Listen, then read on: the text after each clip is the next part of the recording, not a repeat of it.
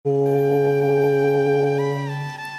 मन्नाथ श्री जगन्नाथ मदगुरु श्री जगतगुरु मदात्मा सर्वभूतात्मा तस्मै श्री गुरवे नमः। नीलाचल निवासाय नित्याय परमात्मने बलभद्र सुभद्राभ्यां जगन्नाथाय ते नमः। गुरु ब्रह्मा गुरु विष्णु गुरुदेव महेश्वर गुरु साक्षात् परम ब्रह्म तस्मै श्री गुरवे नमः।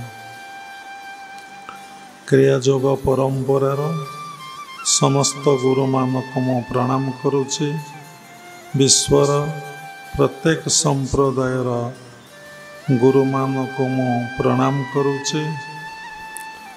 उपस्थित भगवत स्वरूपगण सबरी भितरे जगन्नाथ को उपलब्धि करी मु प्रणाम करुछि।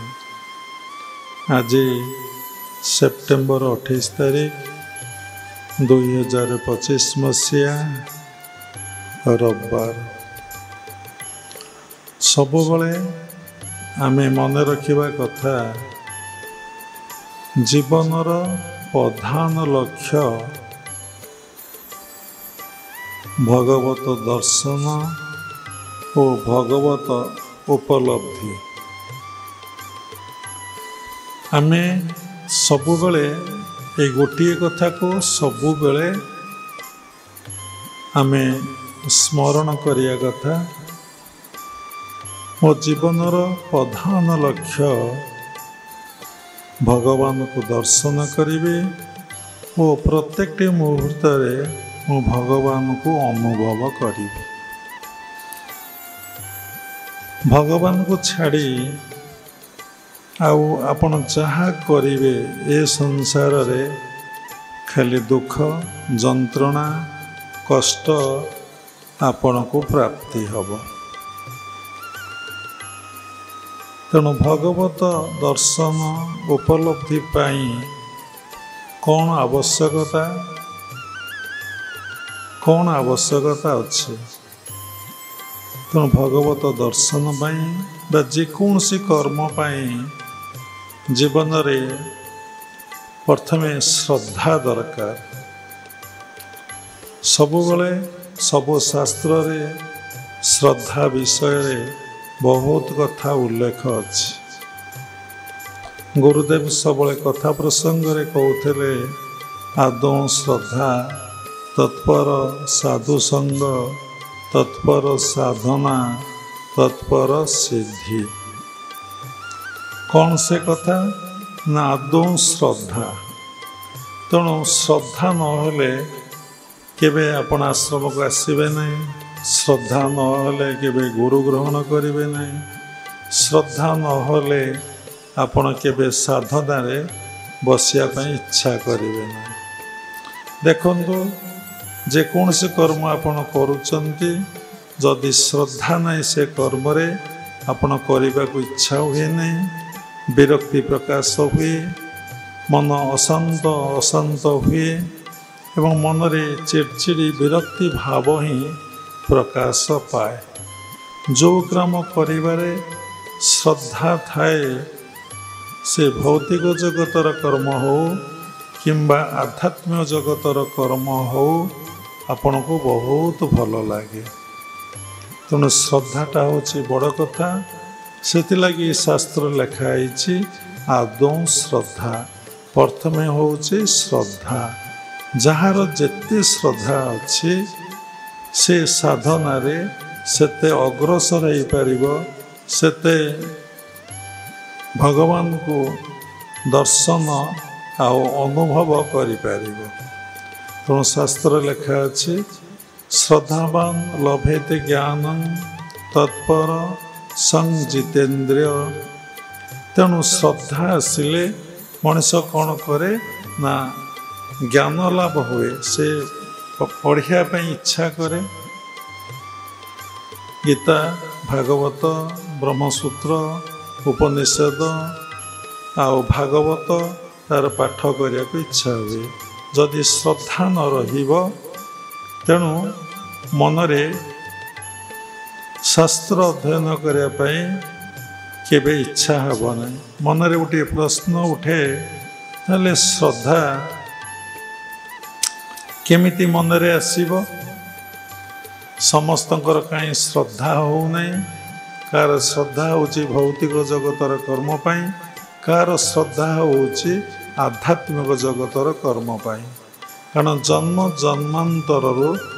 जन्मांतर जी जो कर्म करी आसीची से कर्म गुड़िक से कर्मर फल गुड़िक संस्कार गुड़िक ता ब्रेन रे मिड ब्रेन रे बा चित्त रे सब स्टोर होइकी अछि तेणु स्पोंटानियस जन्म है परे से कौन हम ना से टिके बयस हेले से कौन हम ना से कर्म और संस्कार गुड़िक जो गुड़िक डिपोजिट आम चित्तर अच्छी से गुड़िक बाहर आपण देखिथे जमती गोटे खेत समतल माने गोटे चाष जमी चाष कर दि जाए जमती वर्षा पानी पड़े देखिए से क्यारिटी खेतटी बा जमीटी संपूर्ण विभिन्न प्रकार गच्छरे कौन हुए ना पुणी परिपूर्ण हो जाए मनरे चिंता हुए ये समस्त जमी को चाष कर दि जाइथिला ए जमी एते पूरा किछि गछ नथिला केवल ही थिला माटी असरे दी असरे वर्षारे पुणी कौटी से बिहन थिला बा मंजी थिला से गछ गुड़िक उठिला से भली चित्तरे कोटि कोटि जन्मर पशुवृत्ति देववृत्ति मानववृत्ति जो जोनि दे से आसीचे जो संस्कार दे आसीचे से संस्कार गुड़िक कौन हुए ना ता भितर डिपोजिट थाए केतबले को संस्कार बाहर को संस्कार काम करिवो सेटा तुम कंट्रोल भितर नहीं तुम आयत भितर नहीं तुमर नियंत्रण भितर नहीं बड़ा आश्चर्य लगे से संस्कार गुड़िक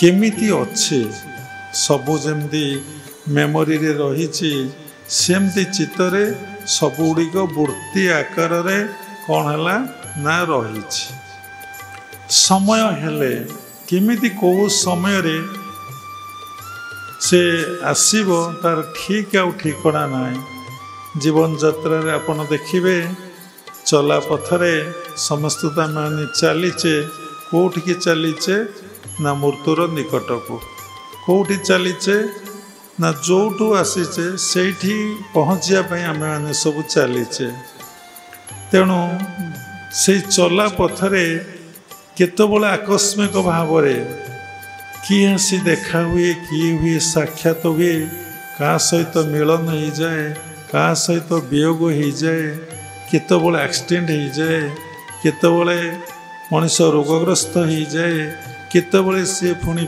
बह पड़े केतबले पुणी बह यात्रु पुणी वियोग हो जाए मान तार किसी हिसाब निकास नहीं आपको सब किए नियंत्रण करुचे किए कंट्रोल करुचे जदि आपण स्थितप्रज्ञा हेबे शांत भाव आपण भितर आसीबो बहुदिन क्रिया अभ्यास करिवे बहुदिन गुरुंकर सानिध्य आसीबे बहुदिन निजको समीक्षा करी देखिबे ये सब अलौकिक घटना अलौकिक कांड केमिति घटुचे आगो किए घटौचे चला पथरे जीवा पथरे ये सब घटना गुड़िक केमिति घटी जाउछि बड़ा आश्चर्यर कथा समस्त एक कथा जानी पारंती नहीं जो माने सूक्ष्म जगतर यात्री स्थूल जगतर यात्री नुहंती से माने केवल एक कथा को जानी पारंती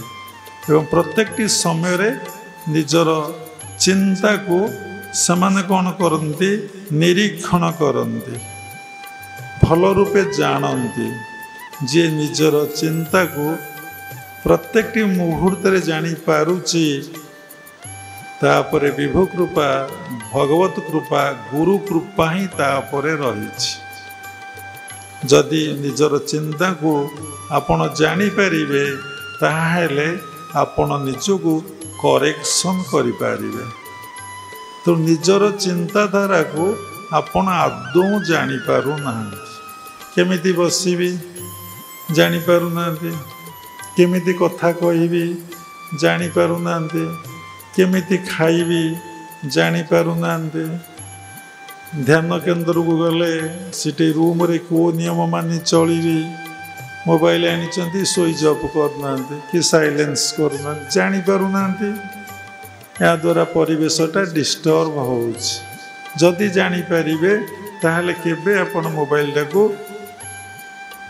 माने ऑन रखिपारे आपण ये फ्लाइट मोड रखिदे पारे कि को प्रकार सब टेक्निक अच्छी बंद करदे साउंड हम ना यहाँ मोबाइलटा कौन गोटे जीवन ताकू नधले कौन बंची हम ना जो नाला आपण मैंने कौन बंची नथिले ये सृष्टि देखिब दिन आसब जिते प्रकार असुविधा घटना घटी बा घटुचे ता मूल हूँ मोबाइल छाड़ू आपणकर से जो घटना सब चित्तरू आसूची सेटा सब स्टोर होकी अच्छी जड़े व्यक्ति जड़े पर्सन से शज्या त्यागरू शज्या को जीवा पर्यंत केवल भगवत कर्म ही रोचे। आपण जदि समीक्षा करी देखिबे ता चित्तरे केवल यही वृत्ति गुड़िक यही थॉट्स गुड़िक स्टोर ही अच्छी से गुड़िक ही बाहर से काम ही केवल करुच्ची जमती वर्षा हेले धान क्षेत्र में जो मंजी थब से गछ गुड़िक ही उठिब से भली परिवेश समय स्नान प्रभाव से चलापथरे जाऊ जाऊ जाऊ जाऊ जाऊ अनेक आसबे अनेक जीवे अनेक सहित मिलन हम अनेक सहित वियोग हम अनेक सहित मित्रता हम अनेक सहित शत्रुता हम अनेक सहित नीरवता भी हो भाविकी जदि देखिए आपण को बड़ आश्चर्य लगे ये समस्त जिते घटना घटी गला बा घटब बा घटवा को जाऊँगी ये सबूर मूल कारण होची मोर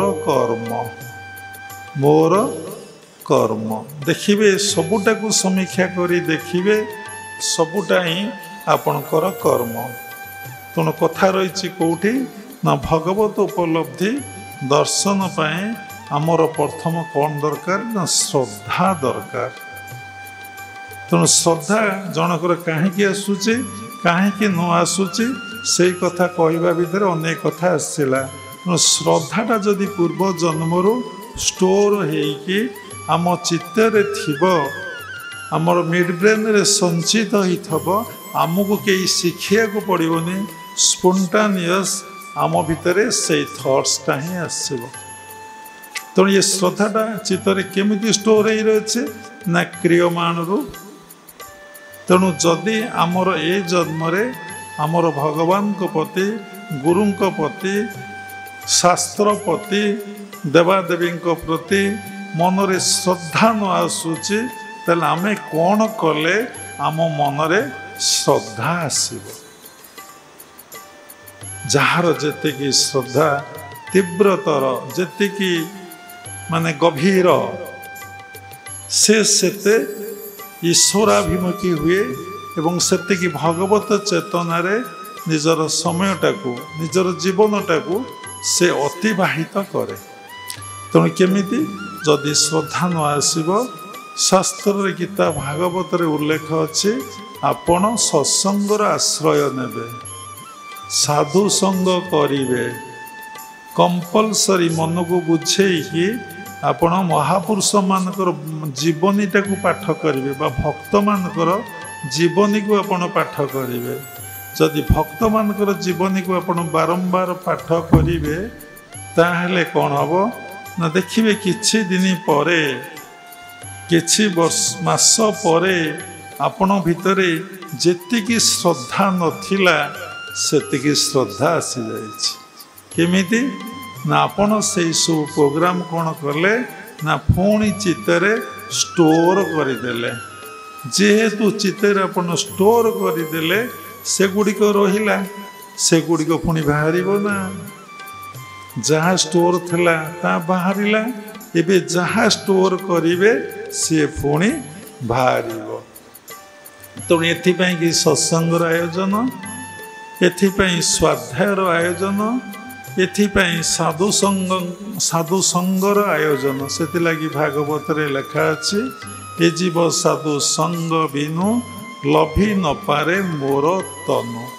ତେଣୁ ଏ ଜୀବ ଭଗବତ ପ୍ରାପ୍ତି, ଭଗବତ ଦର୍ଶନ ଆଉ ଅନୁଭବ କରିବାକୁ ହେଲେ ତାକୁ କ'ଣ କରିବାକୁ ପଡ଼ିବ ନା ବାରମ୍ବାର ସତ୍ସଙ୍ଗର ଆଶ୍ରୟ ନେବାକୁ ପଡ଼ିବ, ବାରମ୍ବାର ସାଧୁସଙ୍ଗ କରିବାକୁ ପଡ଼ିବ, ବାରମ୍ବାର କ'ଣ କରିବାକୁ ପଡ଼ିବ ନା ଭକ୍ତମାନଙ୍କର ଚରିତ୍ରକୁ ସେ ଭଲ ଭାବରେ, ଜୀବନୀକୁ ଭଲ ଭାବରେ ପାଠ କରିବ। ଯାହାର ଜୀବନୀକୁ ଆପଣ ପାଠ କରିବେ, ଯାହାର ବିଷୟରେ ଆପଣ ଜାଣିବେ, ଏ ମନ ସବୁବେଳେ ଧଳା, ସବୁବେଳେ ସଫେଦ, ଇ ଯେଉଁ ରଙ୍ଗରେ ରଙ୍ଗେଇ ହେବ ସେ ରଙ୍ଗ ତାଠି ଲାଗିଯିବ। ଯେଉଁ ସଂସ୍ପର୍ଶରେ ଆସିବ, ଯାହା ସହିତ ଆଟାଚମେଣ୍ଟ ହେବ ସେ ରଙ୍ଗ ତାଠି ଲାଗିଯିବ।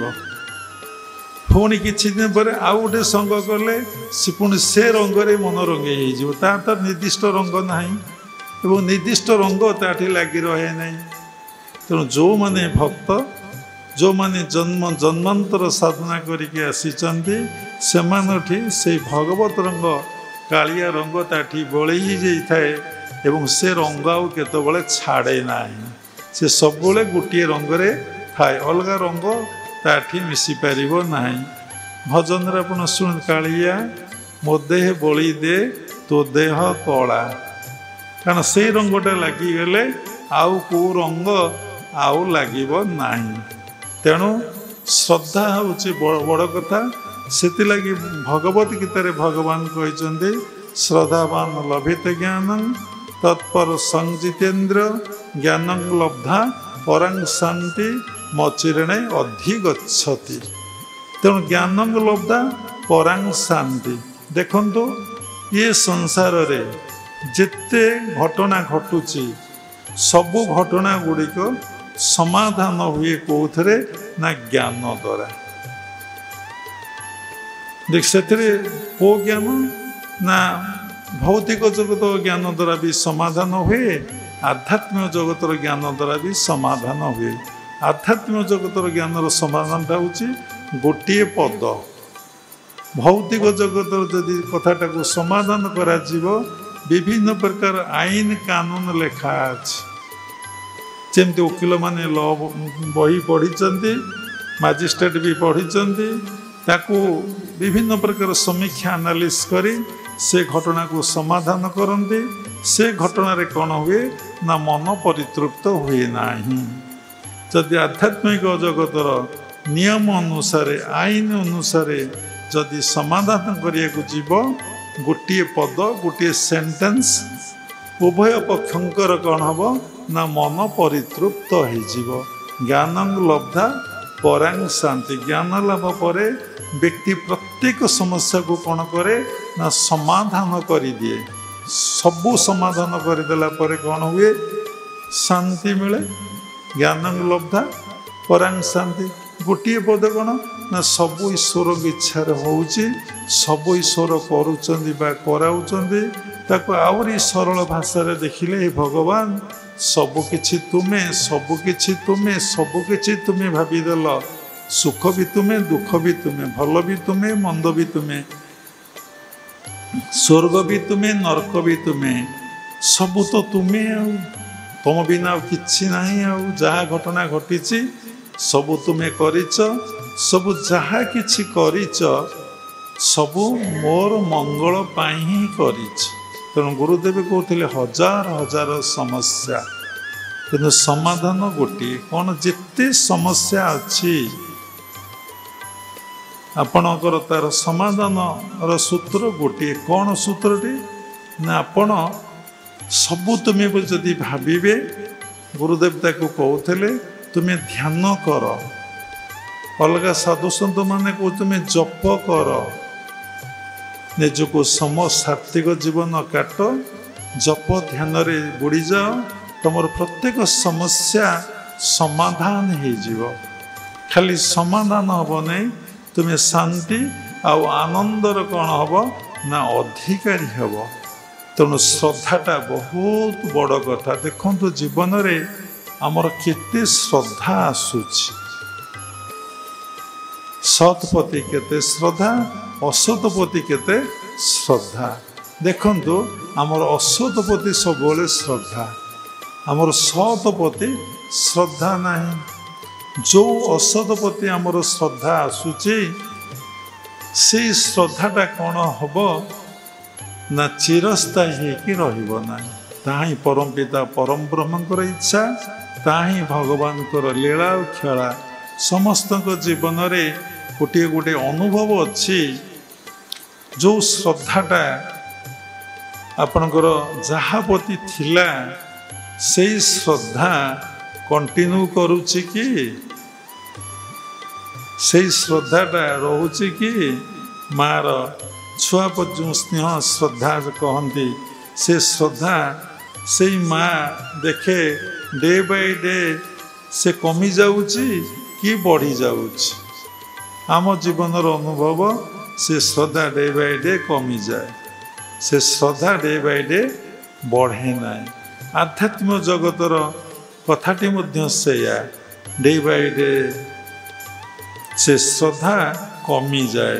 कहीं कमी जाए ताही भगवान कर लीला आउ भगवान कर खेला। जदि प्रकृत रे तुम्हें श्रद्धा को बुझी थीबो, श्रद्धा को जानी थीबो एवं श्रद्धा विषय ज्ञान लाभ करिथिबो, प्रकृत श्रद्धाटा कौन जदि तुमर साधना करके अनुभव होइथिबो ताले से श्रद्धाटी कन्स्टांट रहिबो, केतबेला कमिबो नाही। जदि तुम्हें से विषय भल कि बुझिन, भल कि जानिन, भल कि अनुभव करिन, श्रद्धा पूर्वजन्म संस्कार रु कहा को करि देइछ, सेई संस्कारटा क्षय होइगला परे तुमर आउ सेई श्रद्धाटा रहिबो नाही। देखुना सांसारिक जगत हो आध्यात्मिक जगत हो, नुआ नुआ दीक्षा नेला बेले जेतिकी साधना करिवार श्रद्धा थाए, गुरुंग प्रति जेतिकी श्रद्धा थाए, विश्वास थाए, भक्ति थाए, निर्भर थाए, आउ कौन से रहे कि कहीं रहे नहीं ना। आम प्रकृत रे भल भाव बुझीपारे श्रद्धाटा कौन एवं श्रद्धार कले रिजल्ट कौन मिले। प्रत्येक कर्मर गोटे फल रही ना, से फलटा कौन आमको जना न था। तेणु सबु बेले बड़ा आश्चर्य आमको लगे भगवान को माया रे, भगवान को ऐश्वर्य रे, भगवान को विभूति रे जमी समस्त मनटा बांधी जाइए। समस्त माने जनकर भी नुहे, जोटी आपण आखि पड़, जोटी आपण आखि खोलीदे संसार, आखि बंद कले ईश्वर। आम अनेक थर कहीचु जो माने प्रकृत ज्ञानी, ज्ञानी बोले जो मान भीतर आत्मज्ञान अच्छी, से माने सबुबले नीरवता भितर दिनटा को अतिवाहित करते, जहाँ को कहा जाए इंग्लिश रे साइलेंस इज मेडिटेशन। प्रकृत नीरवताटा ही ध्यान। कौन नीरवता? गोटे बाहर नीरवता, गोटे भीतर नीरवता, गोटे बाह्य मौन, गोटे अंतर मौन। आमर बाह्य मौनटा तो एपर्यंत हो पारा नहीं, कहीं आमे आमर चित्तरू जो संस्कार आसूची, जो वृत्ति आसूची, से वृत्ति विषय आमे सचेतनशील ना हो। जान मोर गपीवा को इच्छा हो, मु गपिली, मुझे जानी था ये गपीवाटा भल कि मंद कि गपीबार आवश्यकता अच्छी कि नहीं, मुझे कथा हुए मुझे विषय पर्यंत जानी ना। ଆପଣ କହିବେ ମୁଁ ଜାଣିକି ଗପୁଛି, କେବେ ଜାଣିକି ଗପୁ ନାହାନ୍ତି। ଯେଉଁ ଜିନିଷ ଭଲ ଭାବରେ ଜାଣିଛନ୍ତି ସେ ତାକୁ କେବେ କରିଛନ୍ତି, ସେ ବିଷୟରେ ଆପଣ ସଚେତନ ଅଛନ୍ତି। ଆଜି ଯେଉଁ ଭୁଲ କରୁଛନ୍ତି ସେ ଭୁଲଟାକୁ ଆପଣମାନେ ଭଲ ଭାବରେ ଜାଣିନାହାନ୍ତି, ସେଇ ଭୁଲ ବିଷୟରେ ଆପଣମାନେ ଏପର୍ଯ୍ୟନ୍ତ ସଚେତନ ନାହାନ୍ତି। ଯଦି ସଚେତନ ହେଇଯିବେ ତାହେଲେ ଆପଣ ପ୍ରତ୍ୟେକଟି ମୁହୂର୍ତ୍ତରେ ଜାଗ୍ରତ ଅବସ୍ଥାରେ ରହିବେ। ପ୍ରତ୍ୟେକଟି ମୁହୂର୍ତ୍ତରେ କ'ଣ କରିବେ ନା ଜାଗ୍ରତ। ଜାଗ୍ରତ କ'ଣ ନା ବ୍ୟାସଦେବ କହିଲେ କଳ ଶୟନୁ ଭବନ୍ତୁ। ଏ କଳିଯୁଗର ସମସ୍ତ ଲୋକମାନେ କ'ଣ କରିଛନ୍ତି ନା ଶୋଇ ପଡ଼ିଛନ୍ତି। ଆରେ ଆପଣମାନଙ୍କ ମନରେ ଧାରଣା ହେବ ଆମେ ସମସ୍ତେ ବସିଛୁ, ସମସ୍ତେ ଦେଖୁଛୁ, ନିଦ ମାଡ଼ିଲେ ଶୋଉଛୁ ନା କ'ଣ ସବୁବେଳେ ଶୋଇପଡ଼ୁଛୁ? ଶୋଇବା ଅର୍ଥ ଏଠି ହେଉଛି ଆମେ ଅଚେତନ ଅବସ୍ଥାରେ ଅଛୁ। ଆମେ ସେଇ ଆତ୍ମା, ଆମ ଭିତରେ ଭଗବାନ ଅଛନ୍ତି, ସବୁ କରାଉଛନ୍ତି ବା କରୁଛନ୍ତି। ମୁଁ ସେଇ ପରମାତ୍ମାଙ୍କର ଅଂଶବିଶେଷ, ମୁଁ ସେଇ ଆତ୍ମା, ମୁଁ ଦେହ ନେଇ ଦେହି, ମୁଁ ଏ ଘରେ ବାସ କରିଛି, ଏ ଦେହ ରୂପକ ମନ୍ଦିର ଭିତରେ ମୁଁ ଅବସ୍ଥାପନ କରୁଛି। ମୁଁ କିନ୍ତୁ ଦେହ ନୁହେଁ। ଏ କନସିୟସନେସ୍, ଏଇ ଚେତନା ଆମ ଭିତରେ କେତେବେଳେ ଆସୁନାହିଁ। ପ୍ରତ୍ୟେକଟି ମୁହୂର୍ତ୍ତରେ, ପ୍ରତ୍ୟେକଟି ସମୟରେ ଆପଣ ଭିତରେ ଧାରଣା ହେଉଛି ମୁଁ ସେଇ ଦେହ, ମୁଁ ସେଇ ଦେହ। ଯେତେ ବିଚାର କରି ଦେଖନ୍ତୁ, ଯେତେ ସମୀକ୍ଷା କରି ଦେଖନ୍ତୁ, ଯେତେ ଆଲୋଚନା କରି ଦେଖନ୍ତୁ, ମାନେ ଏ କଥା ସମସ୍ତଙ୍କୁ କୁହାଯାଉଛି। କାହାକୁ ନା ସମସ୍ତଙ୍କୁ କୁହାଯାଉଛି।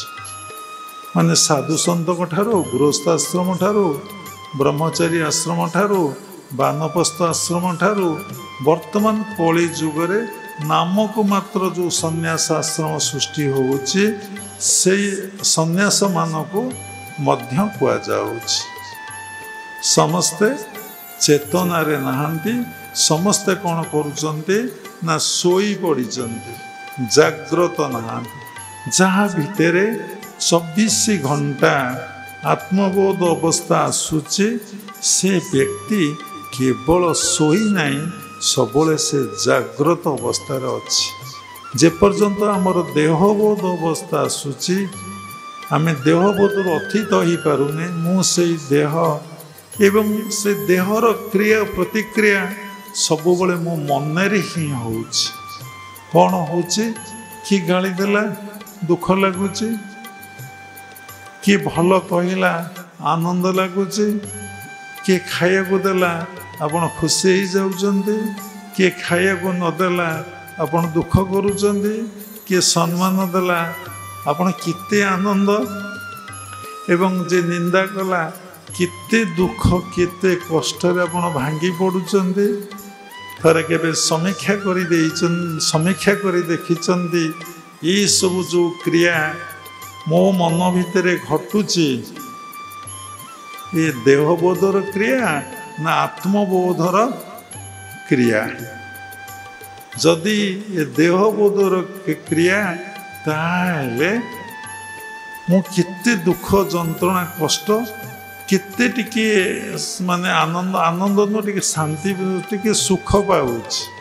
କିଏ ଟିକେ ପ୍ରଶଂସା କଲା, କେତେ ସମୟ ପ୍ରଶଂସା କରିବ, କେତେ ସମୟ କିଏ ଫୁଲମାଳ ପିନ୍ଧିବ, କେତେ କିଏ ଟଙ୍କା ଆଣିକି ଦେବ, କେତେ କିଏ ମିଠା କଥା କହିବ।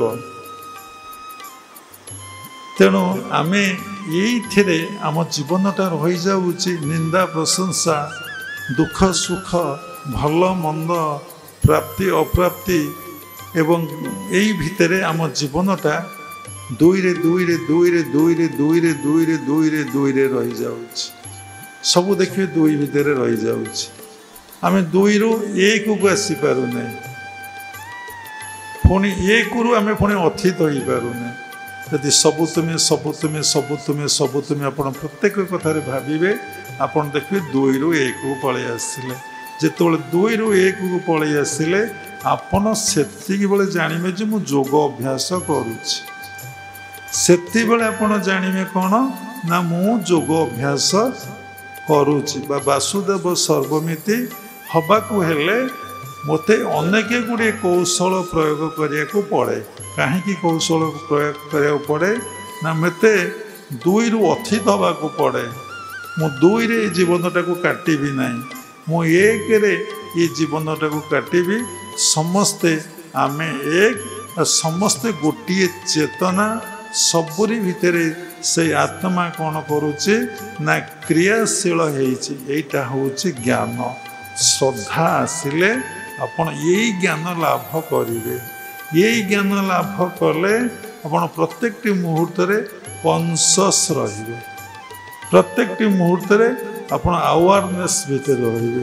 ଆପଣ କେତେବେଳେ ଆଉ ଭୁଲ କରିପାରିବେ ନାହିଁ।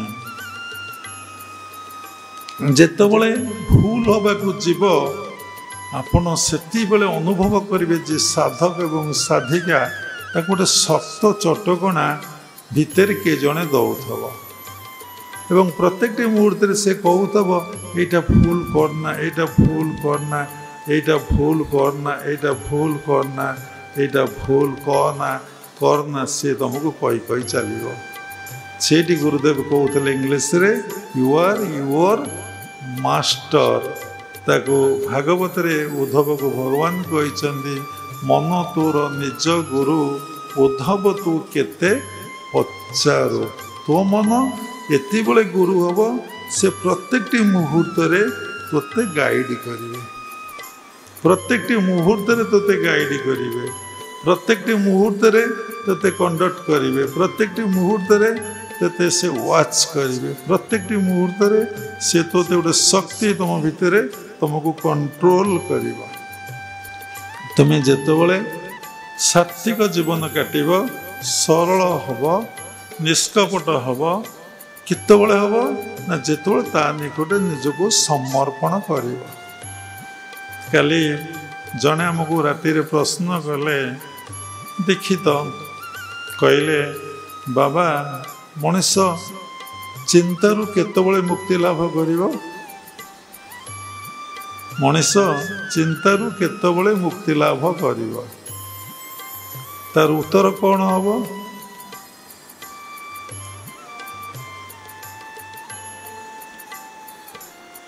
ଆମେ କହିଲୁ ଯେତେ ସେ ଭଗବାନଙ୍କ ଠାରୁ ଦୂରେଇ ଯିବ ସେ ସେତେ ଚିନ୍ତାଯୁକ୍ତ ଅବସ୍ଥା ହେବ। ଯେତେ ଭଗବାନଙ୍କ ସହିତ ମିଳନ ହେଇଯିବ ତାର ଚିନ୍ତା ଆଉ ନାହିଁ।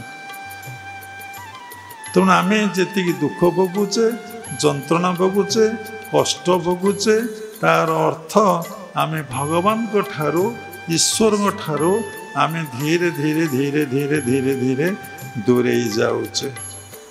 ପଚାରିଲେ ତାହେଲେ ଭଗବାନଙ୍କର ନିକଟବର୍ତ୍ତୀ କେମିତି ହେବା? ସେଇ କଥା ଆପଣ ସାଧୁସଙ୍ଗ କରନ୍ତୁ, ସତ୍ସଙ୍ଗର ଆଶ୍ରୟ ନିଅନ୍ତୁ, ତାଙ୍କ ନିକଟରେ ନିଜକୁ ସମର୍ପଣ କରନ୍ତୁ। ଅଟୋମେଟିକ୍ ଦେଖିବେ ଆପଣଙ୍କୁ କେବେ କୌଣସି ଚିନ୍ତା ରହିବନି। ଯେମିତି ମା କୋଳରେ ଛୁଆଟିଏ ଶୋଇଥାଏ, ଛୁଆର କୌଣସି ଟିକେ ଚିନ୍ତା ନଥାଏ। କାହିଁକି? ସେ ସମ୍ପୂର୍ଣ୍ଣ ଅସହାୟ ଭାବୁଥାଏ ଏବଂ ମା ପାଖରେ ସମର୍ପିତ ହେଇଯାଇଥାଏ। ମା ବ୍ୟତୀତ ତାର ଆଉ କେହି ସଂସାରରେ ନାହାନ୍ତି ବୋଲି ସେ ଭାବିଥାଏ। ମା ତା ପାଇଁ ସବୁକିଛି ବୋଲି ସେ ଅନୁଭବ କରିଥାଏ। ସେଥିଲାଗି ମା ଛୁଆର ସମସ୍ତ ଦାୟିତ୍ୱ, ସମସ୍ତ କଥା ବୁଝିବା ଭାରି କଷ୍ଟ।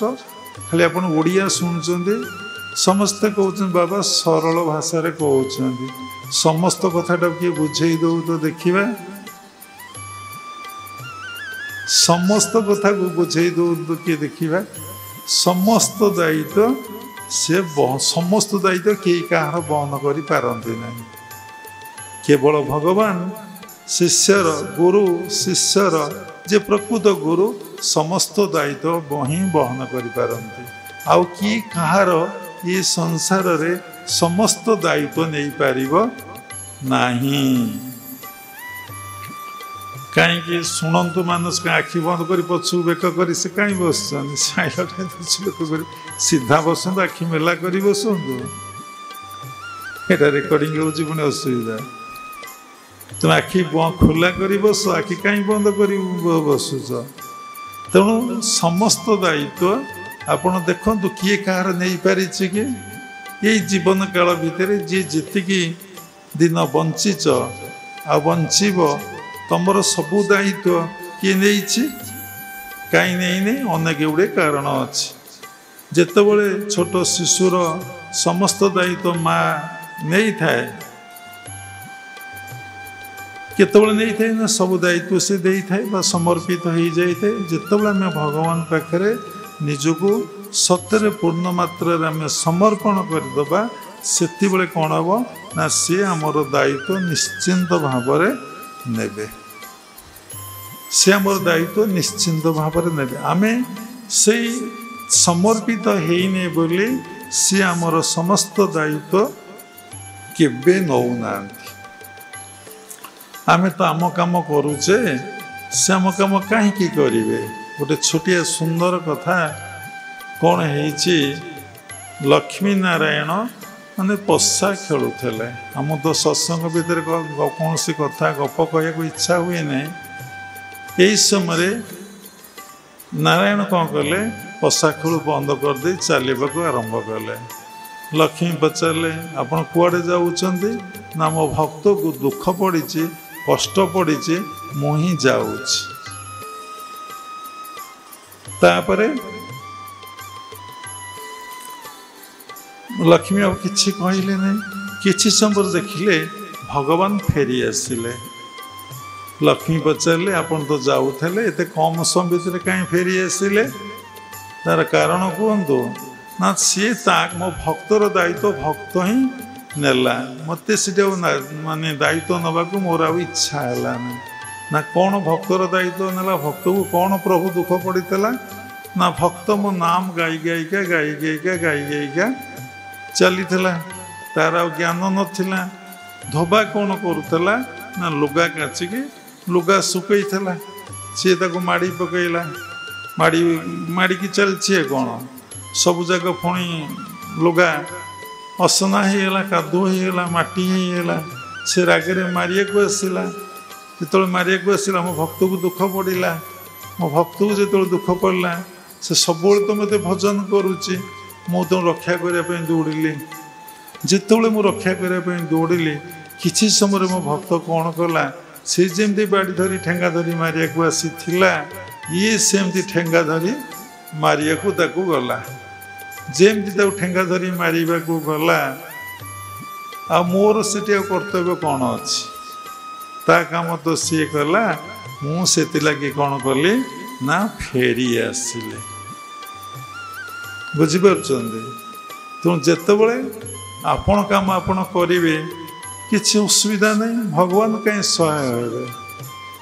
କ'ଣ ପାଇଁ ସେ ଆପଣ ଡାକ ଶୁଣିବେ? ତାଙ୍କ ଉପରେ କ'ଣ ଆପଣଙ୍କ ଶ୍ରଦ୍ଧା ଅଛି, ନା ବିଶ୍ୱାସ ଅଛି, ନା ନିର୍ଭର ଅଛି, ନା ଭକ୍ତି ଅଛି, ନା ସମର୍ପଣ ଅଛି?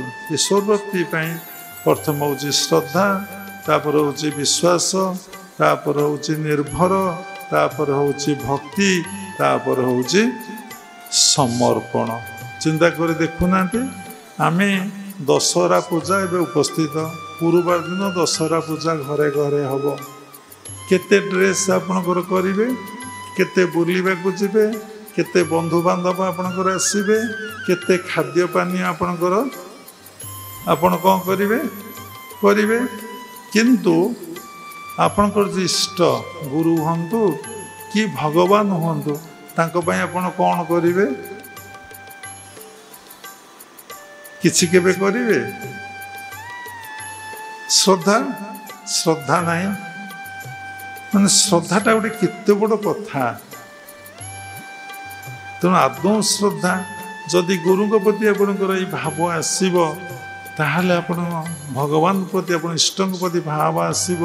ଯଦି ଦଶହରାରେ ଏଇସବୁ କାମ ଆମ ପାଇଁ କରିବି, ମୋର ପିଲାମାନଙ୍କ ପାଇଁ କରିବି, ମୋ ପାଇଁ କରିବି, ମୁଁ ଆଗ ମୋର ଇଷ୍ଟ ଗୁରୁ ଭଗବାନଙ୍କ ପାଇଁ କଲା ପରେ ମୁଁ ଯାଇକି ଆଉ ଯାହା କରିବି। କେବେ ମନରେ ଭାବ ଆସୁଛି? କାହିଁକି ଆସୁନାହିଁ? ନା ଆମ ଭିତରେ ଶ୍ରଦ୍ଧା ନାହିଁ। କାହିଁକି ଶ୍ରଦ୍ଧା ନାହିଁ? ନା ଜନ୍ମ ଜନ୍ମାନ୍ତର ଏଇ ବୃତ୍ତି ଆମ ଭିତରେ ନାହିଁ। ଯଦି ନାହିଁ, ଆମ ଭିତରେ ସେଇ ବୃତ୍ତିର କ'ଣ ହେଉଛି? ନା ସ୍ଫୁରଣ ହେଉନାହିଁ। जदि नहला आमे जानिले श्रद्धाटा सबकिछि ताहले आमे कौन करिबा पुणी केमती श्रद्धावान श्रद्धार अधिकारी हवा पाई श्रद्धावान हवा पाई आमे पुणी आमर क्रिय मानक कौन करिबा ना तीव्र बलशाली करिबा क्रियाशील करदबा तेले पुणी आम भितर किछि दिन पर आमर प्रोग्रामटा चित्तरे रहीगला जिते चित्तरे रहिला सी पुणी क्रिया करिवो आपण गोटे छोटिया कथा देखुना आपण चित्तरे गोटे प्रोग्राम देले मु वर्ष को थरे वृंदावन जीवी कि ऋषिकेश हरिद्वार जीवी जेतोले प्रोग्राम टी देले एवं मने मने भाविले ना आमे तो प्रतिवर्ष जीवाक पड़ो से श्रद्धा एक कथा जदि श्रद्धा नथिबा आपण जाई परिबे ना जेतोले आसिला आपण चेष्टा कले पुणी से मासर से वर्षर से दिन आसिया को अल्प दिन थब आपण चित्तरे से वृत्ति स्फुरण हम मु जीवी जीवी जीवी जीवी आर वर्ष जाइए वर्ष जीवी ये कहबार अर्थ कौन है ना वृत्तिटा चित्तरे पुणी थे स्टोर कर दबार से वृत्ति कौन है ना आउ थे तुम भर क्रियाशील है जिते तुम्हें श्रद्धा वृत्तिटा तुम भर बारंबार तुम्हें दब गुरु भगवान को पाई देखिए से स्टोर हो एवं से संस्कारटा तुम भितर कौन हम ना क्रियाशील होगा लगे तेणु से लगी भगवान भागवत कहले श्रद्धा नथाई अंतर्गते ताहा मु छुईमी केमंते से लगी कहला भगवत गीतारे श्रद्धावान लभेते ज्ञान तत्पर संजितेन्द्रिय ज्ञान लब्धा परांग शांति मचिरणे अधिगच्छति आमे जो अशांति आज भोगुचे दुख भोगुचे जंत्रणा भोगुचे कष्ट भोगुचे तार मूल कारण होची आम भितर श्रद्धा ना कौन पे श्रद्धा ना ना भगवत दर्शन उपलब्धि पे आमर श्रद्धा ना श्रद्धा थिले आमे ज्ञानर अधिकारी हेबा ज्ञानर अधिकारी हैला परे आमे प्रत्येक समस्या को आमे सुंदर भावरे कौन करिबा समाधान करदबा सत्संग रे बसिबा केमिति बसिबा तुम्हें तुमर संस्कार नहीं कि सत्संग रे बसुच तुम्हें केबे गुरु ठारू शुणिच सत्संग रे मु किभଳି भाବରେ बसिबी जानिच कि कई जानिन तुम मनमुखी तुम बसुच हाई मारुच बंका बसुच आखि बुझुच आखि खोलुच हाथ को जो प्रकार से प्रकार करुच को प्रकार बसो तुम्हें जानिन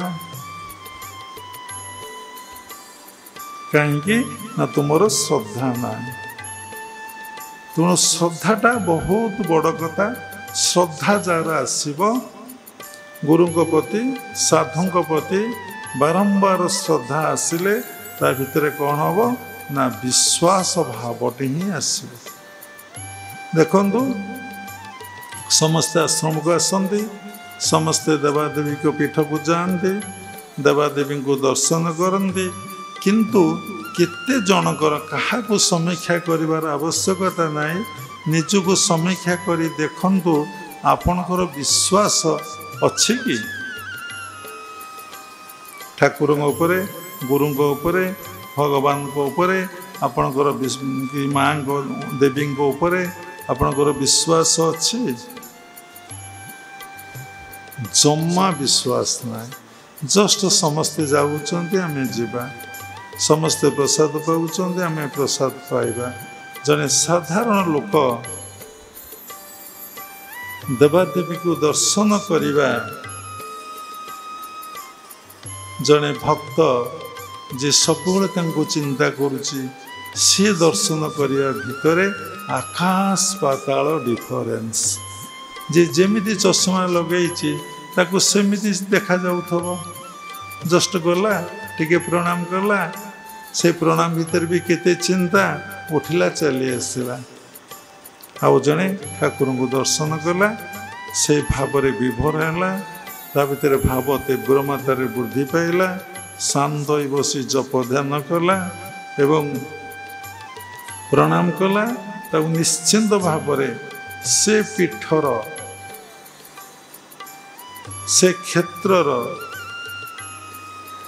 जे क्षेत्रज्ञ जे पीठाधीश जे पीठर मालिक निश्चिंत तापर कृपा करेंगे ताको सेठी सबु प्रकार सुविधा सुजोग परिवेश ही मिलिबो जार सेठी ठाकुर उपर पीठाधीश उपर श्रद्धा नहीं विश्वास नहीं भल पाइबा नहीं भक्ति नहीं निर्भर निर्भर नहीं देखिए से क्षेत्रर आशीर्वाद से पीठर पीठाधीश बा ठाकुर ठाकुराणीकर देवता देवींकर कृपा आपण पर केतबले पड़िबो ना कहले अहंकार हब अज्ञानता हब किछि कहवा दरकार नहीं जो माने बाबा सहित जेतिकी जाइचंदी पुरी जांदो कि शाला मंदिर जांदो कि जेकोसी पीठ को जाइचंदी सेठी देखिचंदी से पीठर लोक मानकर माने पूजकंकर सेवकंकर भाव किभली भावरे बाबा उपरे आश्रम उपरे अच्छी कहवाटा भल नुहे गोटे एग्जाम्पल कहले आज माँ को मंदिर आम जाइलु जीवा बसवा ठारू आसवा पर्यंत माँ को प्रसाद कंटिन्यूअस मिलला मैंने खाई पारे नहीं प्रसाद को फिंगिदेले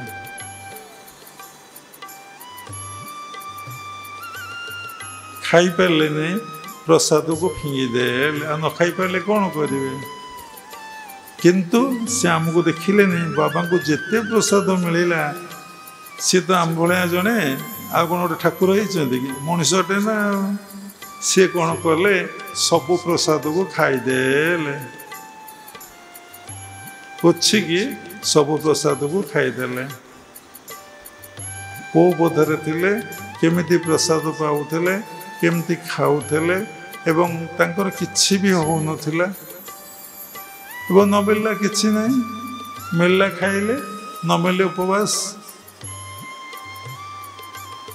निजर संकल्प नहीं विकल्प भी नहीं तेणु सबरी मूल देखु श्रद्धा नथिबारु आमर ज्ञान ना आमर से विश्वास है माँ को प्रसाद बा जगन्नाथ को प्रसाद ये एत लोक मिली बसी क्या मिलूना एमाने कि मागिले भी ना मिल ना मिल सरी जाइए आमपाई सबू थुआई जीवा बल ठूर आसवा पर्यंत पार्टी चलला चलला चलला आउ से बंद है ना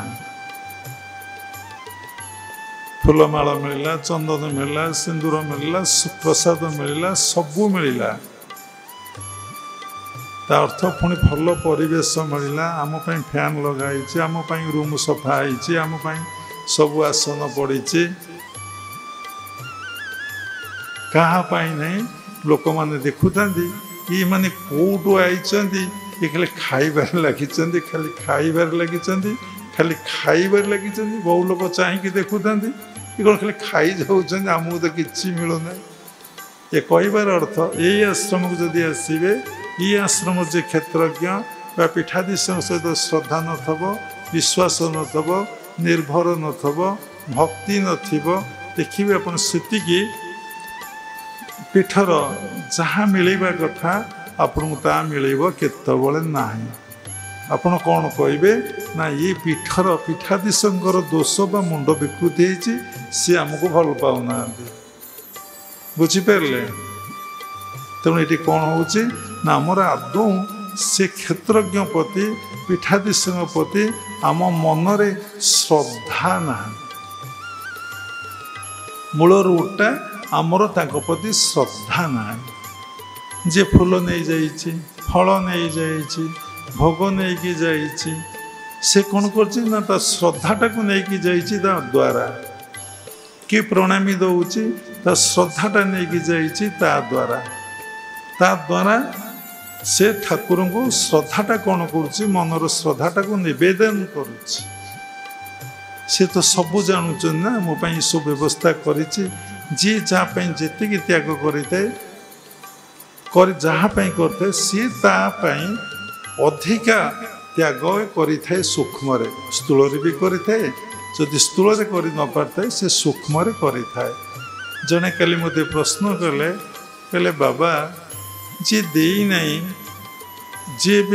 ଯିଏ ଦେଇକି ଆସିନଥିଲା ସେ ତ ଦରିଦ୍ର ହେଲା, କି ଧନୀ ଥିଲା ଦେଇପାରିଲା ନାହିଁ ଦରିଦ୍ର ହେଲା। ଦୁଇଟା କଥା, ଦରିଦ୍ର ଦେଇନାହିଁ ସେ ନିଶ୍ଚିନ୍ତ ଦରିଦ୍ର ହେବ। ଯିଏ ଧନୀ ହେଇକି ଧନଟାକୁ ଦେଇନାହିଁ ସେ ନିଶ୍ଚିନ୍ତ ପୁଣି ଦରିଦ୍ର ହେବ। କାହିଁକି ନା ଧନର ସଦ୍ ଉପଯୋଗ ସେ କରିପାରିଲା ନାହିଁ। ଧନ ଅର୍ଜନେ ଧର୍ମ କରି ଧର୍ମେ ପ୍ରାପତ ନର ହରି। ସେ ଧନଟାକୁ ରୋଜଗାର କରିବ ଧର୍ମ ମାର୍ଗରେ, ଏବଂ ଧନଟାକୁ ରୋଜଗାର କରିବ ଧର୍ମ ମାର୍ଗରେ ବା ସତ୍ ମାର୍ଗରେ, ତାକୁ ଏକ୍ସପେଣ୍ଡିଚର କରିବ, ଖର୍ଚ୍ଚ କରିବ କେଉଁଠି ନା ଧର୍ମ କାର୍ଯ୍ୟରେ। ଧନ ଅର୍ଜନେ ଧର୍ମ କରି, ଧନଟାକୁ ଅର୍ଜନ କରିବ କ'ଣ ନା ଧର୍ମ କାର୍ଯ୍ୟରେ ହିଁ ବିନିଯୋଗ କରିବ। ପୁଣି କ'ଣ କରିବ? ସେ ଧର୍ମ କାର୍ଯ୍ୟରେ ଯଦି ବିନିଯୋଗ କରିବ ତାକୁ ନରହରି ଅର୍ଥାତ ଭଗବତ ପ୍ରାପ୍ତି ତାର ଏଇ ଜନ୍ମରେ ହେବ। ଦେଖିଛନ୍ତି, କହିଲେ ବହୁ ଖାଲି କହିଥିଲି, ଶ୍ରଦ୍ଧା ଉପରେ କହିଲେ ଘଣ୍ଟା ଘଣ୍ଟା ଚାଲିବ। ଭକ୍ତ ପ୍ରବର ଲାଖା ତାର ସମସ୍ତ ସମ୍ପତ୍ତିକୁ, ସମସ୍ତ ପ୍ରପର୍ଟିକୁ କ'ଣ କରିଥିଲା ନା ସାଧୁମାନଙ୍କ ସେବାରେ ଲଗେଇ ଦେଇଥିଲା। ଦାକ୍ଷିଣାତ୍ୟ ଭକ୍ତ ଲାଖା ପ୍ରବର ସମସ୍ତ ସମ୍ପତ୍ତି, ଟଙ୍କା ପଇସା, କୋଠା ବାଡ଼ି ଯାହା ତାର ଥିଲା, ଧୀରେ ଧୀରେ ସାଧୁଙ୍କ ସେବା କରି କରି ସାଧୁଙ୍କୁ ଖାଇବାକୁ ଦେଇ ଦେଇ ଦେଇ ଦେଇ ଦେଇ ସବୁ ସାରିଦେଲା। କିଛି ଆଉ ନାହିଁ। ସେ ଗୋଟିଏ କଥା ଭାବିଥିଲା, ଏ ଜୀବ ସାଧୁ ସଙ୍ଗ ବିନୁ ଲଭି ନପାରେ ମୋର ତନୁ। ତାହେଲେ ସାଧୁ ସଙ୍ଗ କଲେ, ସାଧୁଙ୍କ ସେବା କଲେ ତାହେଲେ ଭଗବାନଙ୍କୁ ପ୍ରାପ୍ତି ହୁଏ। ଏଇ କଥାଟିରେ ଆମର ବିଶ୍ୱାସ ହେବ ନାହିଁ। ଆମର କ'ଣ ଶ୍ରଦ୍ଧା ପରେ ବିଶ୍ୱାସ? ଶ୍ରଦ୍ଧା ସରୁନାହିଁ, ଜ୍ଞାନ ଆସିନି। ଜ୍ଞାନ ଆସିଲେ ସିନା ବିଶ୍ୱାସ ହେବ। ଆମ ଭିତରେ ତ ଶ୍ରଦ୍ଧା ନାହିଁ, ଶ୍ରଦ୍ଧା ନଥିବାରୁ ଜ୍ଞାନ ନାହିଁ, ଜ୍ଞାନ ନଥିବାରୁ ଆମର ବିଶ୍ୱାସ ନାହିଁ। ଆମର ଯେହେତୁ ବିଶ୍ୱାସ ନାହିଁ, ଆମକୁ ସେ ଫଳ କେତେବେଳେ ପ୍ରାପ୍ତି ହେବ ନାହିଁ। କହିଲେ ଆମେ କ'ଣ କାମ ନ କଲେ ଆମକୁ ଖାଇବାକୁ ମିଳିବ? ଠିକ୍ କଥା। ବିନା ପରିଶ୍ରମରେ କାହାକୁ କେଉଁଠି ଅର୍ଥ ମିଳିଛି? କିନ୍ତୁ ବିନା ପରିଶ୍ରମରେ ଅର୍ଥ ପ୍ରାପ୍ତି ହେଇଛି। କେମିତି ନା ଭୌତିକ ଜଗତର ସେ କର୍ମ କରିନାହିଁ, ସେ ଆଧ୍ୟାତ୍ମିକ ଜଗତର କର୍ମ କରିଛି, ନିଜକୁ ସମର୍ପଣ କରିଛି, ଆଉ ଭଜନ ଜପ ଧ୍ୟାନରେ ପୁରା ବୁଡ଼ି ଯାଇଛି, ଏବଂ ସେ କେବଳ ଜପ ଧ୍ୟାନରେ ରହିଛି।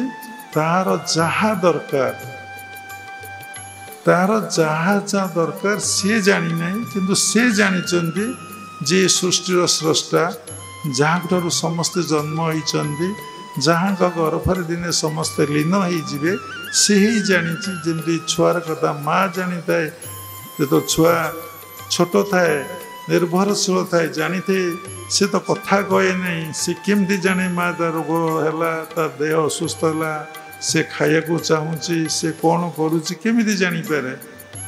ସେଇଭଳି ଭଗବାନ, ସେଇଭଳି କହିଲେ ଭୁଲ ହେଲା। ପରମାତ୍ମା ପରମ ବ୍ରହ୍ମ ତମର ସମସ୍ତ କଥା ଯେପର୍ଯ୍ୟନ୍ତ ତମେ ଶୁଶୁଅଛ, ସ୍ମରଣ କରୁଛ, ତମର ସେ ସମସ୍ତ କଥା ଜାଣନ୍ତି ଏବଂ ତମର ସମସ୍ତ କଥାକୁ ସେ ପରିପୂର୍ଣ୍ଣ ହିଁ କରିଦେବେ। କିନ୍ତୁ ଏଇ କନଫିଡେନ୍ସ, ଏଇ ବିଶ୍ୱାସ ତମ ଭିତରେ କେତେବେଳେ ଆସିବନି। କାହିଁକି? ପ୍ରଶ୍ନ କାଲି ରାତିରେ ଅନେକ ଥିଲା ଶିଷ୍ୟ ଭକ୍ତଙ୍କର। ମଣିଷର ଚାଲାକି କେତେବେଳେ ଯିବ? ମଣିଷ ଚାଲାକି କରିକି ଦୁନିଆରେ ବଞ୍ଚିଛି। ଦେଖନ୍ତୁ, ସମସ୍ତେ ଚାଲାକିରେ ବଞ୍ଚୁଛନ୍ତି, ଚାଲାକିରେ ଆଉଛନ୍ତି, ଚାଲାକିରେ ଯାଉଛନ୍ତି, ଚାଲାକିରେ କଥାବାର୍ତ୍ତା କରୁଛନ୍ତି, ଚାଲାକିରେ ଦବା ନେବା ମଧ୍ୟ ଏ ମନୁଷ୍ୟ କରୁଛି। ସେ ଭାବୁଛି ଏ ସାଧୁସନ୍ଥମାନେ ଜାଣିପାରନ୍ତି ନାହିଁ ଆମମାନଙ୍କର ଚାଲାକି। ଏ ଚାଲାକି କେତେବେଳେ ଯିବ? ଆମେ କହିଲୁ, ଯେତେବେଳେ ମଣିଷ ନିଜକୁ ଭଗବାନ ନିକଟରେ ସମର୍ପଣ କରିଦେବ, ତାର ଆଉ ଚାଲାକି କୁଡ଼େଲା, ତାର ତ କର୍ତ୍ତବ୍ୟ ନାହିଁ, ସେ ତ ବ୍ୟକ୍ତି ହିଁ ଆଉ ନାହିଁ, ସେ ଈଶ୍ୱରଙ୍କ ହାତରେ ଯନ୍ତ୍ର ହେଇଯାଇଛି। ଆଉ ସେ କ'ଣ ଯନ୍ତ୍ର କ'ଣ କେତେବେଳେ ମନକୁ ବାଜେ? ଯନ୍ତ୍ରୀ ଯେତେବେଳେ ଯେମିତି ବଜେଇବ ସିଏ ସେମିତି ହିଁ ବାଜିବ। ତେଣୁ ତାର ଚାଲାକି ଆଉ କେଉଁଠୁ ହେଲା? ଚତୁରତାଟା କେଉଁଠୁ ଆଇଲା? ଆପଣଙ୍କୁ ଯଦି ଡିପ୍ଲି ଭାବି ଦେଖିବେ, ଆପଣ ଭିତରେ ଜ୍ଞାନ ହେବ, ଆପଣ ଦେଖିବେ କେତେ ସୁନ୍ଦର ଚାଲାଖିରେ ଆପଣ ବଞ୍ଚିଛନ୍ତି, କେତେ ସୁନ୍ଦର ଚାଲାଖିରେ ଆପଣ ବଞ୍ଚିଛନ୍ତି। ସବୁ କ୍ଷେତ୍ରରେ ଆପଣ ଚାଲାଖି କ'ଣ କରୁଛନ୍ତି କହିଲେ? ପ୍ରୟୋଗ କରୁଛନ୍ତି। ପରୀକ୍ଷା କରି ଦେଖନ୍ତୁ ନା।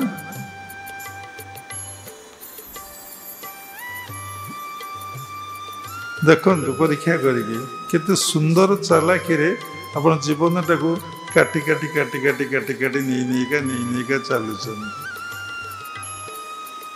ଯିଏ ସମର୍ପିତ ହେଇଯିବ, ସମର୍ପଣ ଭାବ ଆସିବ ଏବଂ ସେ ଜପ ଧ୍ୟାନରେ ସବୁବେଳେ ରହିବ, ସେତେବେଳେ ଦେଖିବେ ତାର ଆଉ କୌଣସି ଚାଲାଖି ନାହିଁ। ସେ ତ ସମର୍ପିତ ହେଇଯାଇଛି, ତାର ଚାଲାଖି ଆଉ କେଉଁଠୁ ଆସିବ? ତାର ବିଚାର କେଉଁଠୁ ଆସିବ? ତାର ସଂକଳ୍ପ କେଉଁଠୁ ଆସିବ? ତାର ବିକଳ୍ପ କେଉଁଠୁ ଆସିବ? ଆପଣଙ୍କର ବିଚାର ଆଉ କେଉଁଠି ଆସିବ? କର୍ତ୍ତା ଭାବ ତ ନାହିଁ। ଏସବୁ କଥା ଗୁଡ଼ିକ କେଉଁଠୁ ଆସିବ? ତେଣୁ ଆଦୌ ଶ୍ରଦ୍ଧା ତତ୍ପର କ'ଣ? ସାଧୁ ସଙ୍ଗ। ତେଣୁ ଯେତେ ଆପଣ ସାଧୁ ସଙ୍ଗ କରିବେ, ପ୍ରକୃତ ସାଧୁ କିଏ? ଯେ କେବଳ ମାନେ ଭଗବତ ପ୍ରସଙ୍ଗ ବ୍ୟତୀତ ଦ୍ୱିତୀୟ କଥା ଉପସ୍ଥାପନା କରନ୍ତି ନାହିଁ, ଯିଏ ଭିତରେ ବୈରାଗ୍ୟ, ଜ୍ଞାନ, ଭକ୍ତିର ଭାବକୁ ସୃଷ୍ଟି କରିଦେଇ ପାରନ୍ତି, ଯାହାଙ୍କ ସଂସ୍ପର୍ଶରେ ଆସିଲେ ସଂସାର ପ୍ରତି ବିମୁଖ ଭାବ ହିଁ ଆସେ। ସଂସାରର ଆସକ୍ତି, ସଂସାରର ମମତା, ସଂସାରର ମାୟା ଏ ମନରୁ ଧୀରେ ଧୀରେ ଧୀରେ ଧୀରେ କ'ଣ ହୁଏ ନା ଅପସରିଯାଏ, ଡେ ବାଇ ଡେ। ଯେମିତି ଗଛରୁ ଗୋଟିଏ ଗୋଟିଏ ପତ୍ର ଝଡ଼ି ପଡ଼ିଲେ ଗଛ ଲଣ୍ଡା ହେଇଯାଏ, ସେଇଭଳି ଆପଣ ମନରୁ ଗୋଟିଏ ବୃତ୍ତି ଡେ ବାଇ ଡେ ଗୋଟିଏ ବୃତ୍ତିର କ'ଣ ହୁଏ? ନାଶ ହେଇଯାଏ। ସାଧୁ ସଙ୍ଗମେ ଜ୍ଞାନ ବଢ଼େ, କର୍ମ ବାସନା ରଜୁ ଛିଣ୍ଡେ। ସାଧୁ ସଙ୍ଗ କଲେ ଆପଣଙ୍କର କ'ଣ ହେବ ନା ଜ୍ଞାନ ବୃଦ୍ଧି ପାଇବ। କର୍ମ ବାସନା, କର୍ମର ଯେଉଁ ବାସନା, ଏ କାମ କରିବି, ସେ କାମ କରିବି, ଅନେକ ପ୍ରକାର କାମ କଥା ସେ ବସିକି ଭାବୁଛି। ଯେଉଁ କାମ କରିବା କଥା ସେ କାମ ନ କରିକି ଅନେକ କାମ କଥା ସେ ଭାବୁଛି।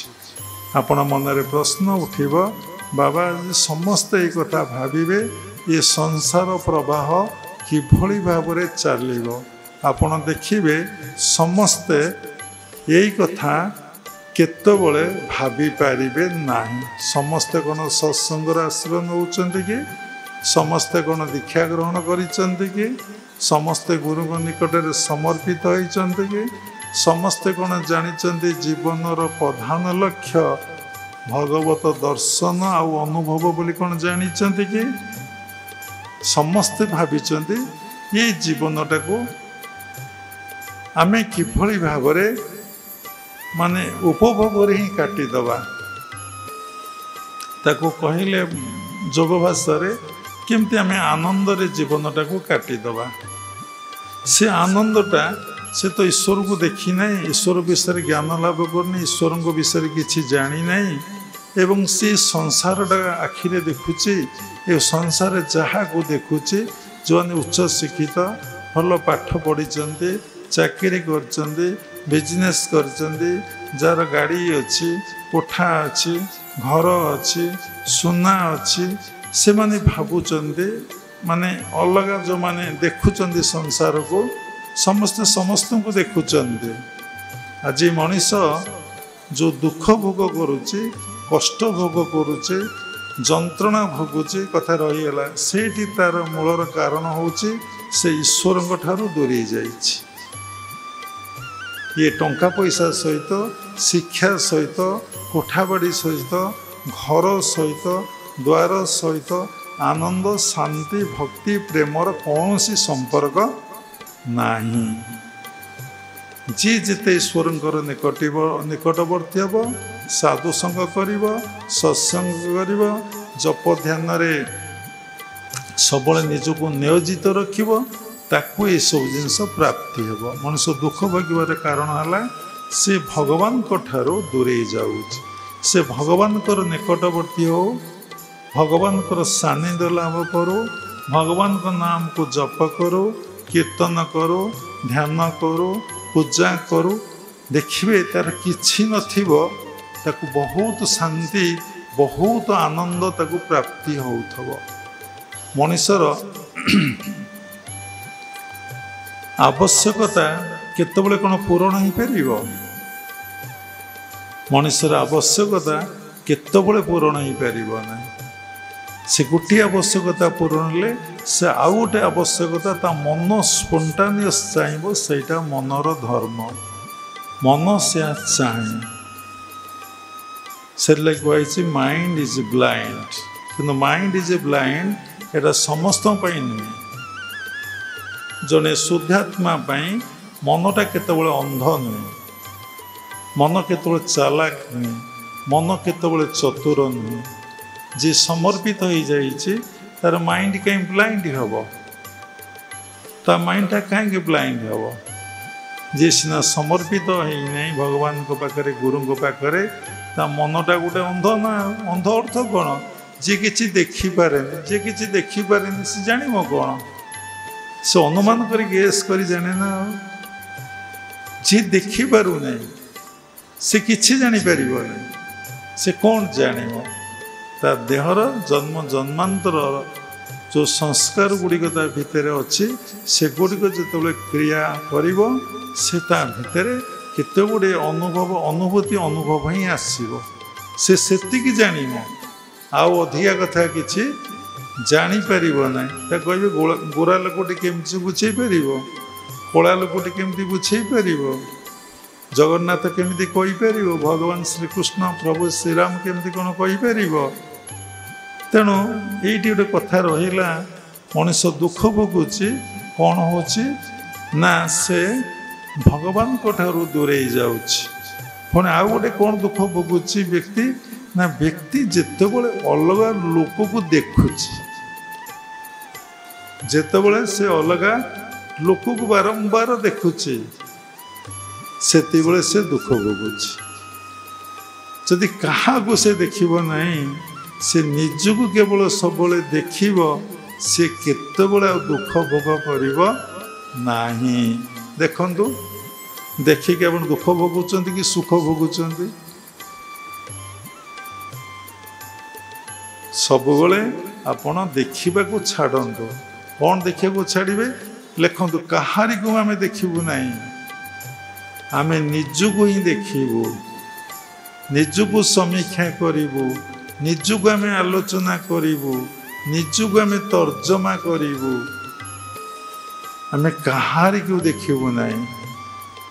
आपण जहाँ को देखिए देखिए प्रति लोक भितर निश्चिंत भाव आपन दोषटा को आग देखती, आग खराबटा को देखती, आग भलटा को केतबेले आपन देखि पारंती ना। प्रति लोक भितर भल आ मंद ही रही, प्रति लोक भितर पॉजिटिव आ नेगेटिव ही रही। निज भितर आपण जेहेतु पॉजिटिव नेगेटिव अच्छा जोटी आप आखि बढ़ आप पॉजिटिव और नेगेटिवटा को ही देखिए। तेणु जब आम कहारी को देखा ना ताल कहार पॉजिटिव देखिबार ना, कहार नेगेटिव आमर देखा नहीं। पुणी ताको समीक्षा करेंगे, कहार पॉजिटिव देखले मोर कौन हो, कहार नेगेटिव देखिले मोर भी कौन हो, क्या पॉजिटिव मते कौन रिजल्ट मिल, कहार नेगेटिव देखले मते भी कौन रिजल्ट मिल। कहार धन अच्छी मोर जानिले कौन लाभ अच्छी, कहार जी गरीब ताको जानले भी मोर कौन लाभ अच्छी। मते कौन करिया पड़ो ताही मु करी। तेणु देखंतु श्रद्धा नथिबारु आम भितर ज्ञान ना, ज्ञान नथिबारु समस्त अज्ञानतारे ये मन हृदय पूरा परिपूर्ण, पूरा परिपूर्ण, पूरा कौन ना परिपूर्ण होकर अच्छी। ସେଥିଲାଗି ସତ୍ସଙ୍ଗର ଆୟୋଜନ ସାଧୁ ସଙ୍ଗ କରିବାକୁ ପଡ଼ିବ। ଆମକୁ ପ୍ରତ୍ୟେକ ଦିନ ସ୍ୱାଧ୍ୟାୟ କରିବାକୁ ପଡ଼ିବ। ପ୍ରତ୍ୟେକ ଦିନ ଆମକୁ ସାଧନାରେ ବସିବାକୁ ପଡ଼ିବ ଜ୍ଞାନ ପ୍ରାପ୍ତି ପର୍ଯ୍ୟନ୍ତ। କି ଜ୍ଞାନ? ନା ଆତ୍ମଜ୍ଞାନ ପ୍ରାପ୍ତି ହେବା ପର୍ଯ୍ୟନ୍ତ ପ୍ରତ୍ୟେକ ବିଷୟକୁ ଆମେ ଭଲ ଭାବରେ ଜାଣିପାରିବା, ଭଲ ଭାବରେ ବୁଝିପାରିବା, ଭଲ ଭାବରେ ସମୀକ୍ଷା କରିପାରିବା, ଭଲ ଭାବରେ ତନ୍ନ କରି ତାକୁ ଅନୁଭବ କରିପାରିବା। ତାହେଲେ କ'ଣ ହେବ?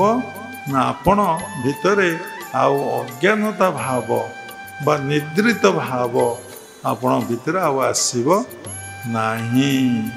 ତେଣୁ ସବୁରି ମୂଳରେ ହେଉଛି ଦେଖିବେ ଶ୍ରଦ୍ଧା। ଶ୍ରଦ୍ଧା ଥିଲେ ଆପଣ ଭିତରେ କ'ଣ ହେବ? ନା ଜ୍ଞାନ ଆସିବ। ଜ୍ଞାନ ଆସିଲେ ଆପଣ ଭିତରେ ଅଲଗା ଦୈବୀ ଗୁଣ ଡିଭାଇନ୍ କ୍ୱାଲିଟିଜ୍ ଗୁଡ଼ିକ ଧୀରେ ଧୀରେ ଗୋଟିଏ ଗୋଟିଏ ଗୋଟିଏ ଗୋଟିଏ ଆପଣ ଭିତରେ ଆସିଯିବ। ଆପଣ ସବୁବେଳେ ଚେତନାରେ ରହିବେ, ନିଜକୁ ଦେଖିବେ, ନିଜକୁ ଜାଣିବେ, ନିଜକୁ କରେକ୍ସନ୍ କରିବେ। ଆସିଛନ୍ତି ଏକୁଟିଆ, ଯିବେ ଏକୁଟିଆ, ମଝିରେ ସାଥୀ। ଯିଏ ସାଥୀ ତାଙ୍କ ସହିତ ସାଥୀ ହେବାକୁ ପଡ଼ିବ। ଯିଏ ସାଥୀ ହୁଏ, ଏ ଦୁନିଆରେ ଯେତେ ଲୋକ ସାଥୀ ହେବେ ପରସ୍ପର ଭିତରେ ଗୋଟେ ସ୍ୱାର୍ଥ। ସ୍ୱାମୀ ସ୍ତ୍ରୀ ଭିତରେ ଭଲ ପାଇବା ଗୋଟେ ସ୍ୱାର୍ଥ, ଗୁରୁ ଶିଷ୍ୟ ଭିତରେ ବି ସ୍ୱାର୍ଥ, ଭଗବାନଙ୍କୁ ଭଲ ପାଇବାରେ ବି ଆଜିକାଲି ଲୋକମାନେ ସ୍ୱାର୍ଥ ଗୁରୁଙ୍କ ସହିତ ଭଗବାନ ସହିତ ଯୋଡ଼ୁଛନ୍ତି। କାହିଁକି? ଏତେ ବର୍ଷ ଗଲୁ ଆମର କିଛି ହେଲା ନାହିଁ, ଇରେ କ'ଣ ହେଇଥାନ୍ତା? ତୁମକୁ କ'ଣ ମିଳିଥାନ୍ତା? ତୁମେ କ'ଣ ପାଇଥାନ୍ତ? କ'ଣ ଖୋଜୁଥିଲ? ଆପଣ ଯଦି ଆଲୋଚନା ହେବ, କ'ଣ ହେବ? ସେ ଖୋଜୁଥିଲା ଭୌତିକ ଜଗତର ସମସ୍ତ ସୁବିଧା, ସମସ୍ତ ପ୍ରାପ୍ତି। କିନ୍ତୁ ଭୌତିକ ଜିନିଷ ସେ ସୁବିଧା ପ୍ରାପ୍ତି ନ ହେବାରୁ ତାର ସ୍ୱାର୍ଥ ହାନି ଘଟିଲା, ସମ୍ପର୍କ କଟିଗଲା, ଆଉ ଆନନ୍ଦ ପ୍ରେମ ପ୍ରୀତି ହେଲା ନାହିଁ। ତେଣୁ ଜଣେ କାଲି ପ୍ରଶ୍ନ କଲେ, ଭଗବାନ ଆମକୁ କେତେବେଳେ କୃପା କରିବେ? ଆମେ ଜାଣିବା କେତେବେଳେ ଆମକୁ କୃପା କରିବେ? ଆମକୁ ଅନେକ ଥର ସତ୍ସଙ୍ଗରେ ପ୍ରଶ୍ନ ଉଠିଛି। ଆମେ ଯଦି ଭଗବାନଙ୍କୁ ସେବା କରିବା ଆଉ ଭଗବାନଙ୍କୁ ସ୍ମରଣ କରିବା 24 ଘଣ୍ଟା, ତାହେଲେ ଭଗବାନ ଆମକୁ କୃପା କରିବେ। ଭଗବାନଙ୍କର ସେବା ବାବା କହିଛନ୍ତି, ବା ଗୁରୁଙ୍କ ସେବା କରିବା, ଗୁରୁଙ୍କୁ ସବୁବେଳେ ସ୍ମରଣ କଲେ ଆମକୁ ଗୁରୁ କୃପା ହିଁ ପ୍ରାପ୍ତି ହେବ ବା ଭଗବତ କୃପା ହିଁ ପ୍ରାପ୍ତି ହେବ। ସେବା କହିଲେ କ'ଣ? ସେବା ଦେବା ନିର୍ବାହ ଦ୍ୱାରା ଗୁରୁ କୃପା ବା ଭଗବତ କୃପା ସାଧକ ସାଧିକାକୁ ପ୍ରାପ୍ତି ହେଇଥାଏ। ସେବା ଗୁରୁଦେବ ଯେଉଁ ଉପଦେଶ ଦେଲେ ତାକୁ ପାଳନ କରିବାକୁ ସେବା କୁହାଯାଏ। ପୁଣି ସେବା ସେ ତ ଗୋଟିଏ କଥା ଆଉ।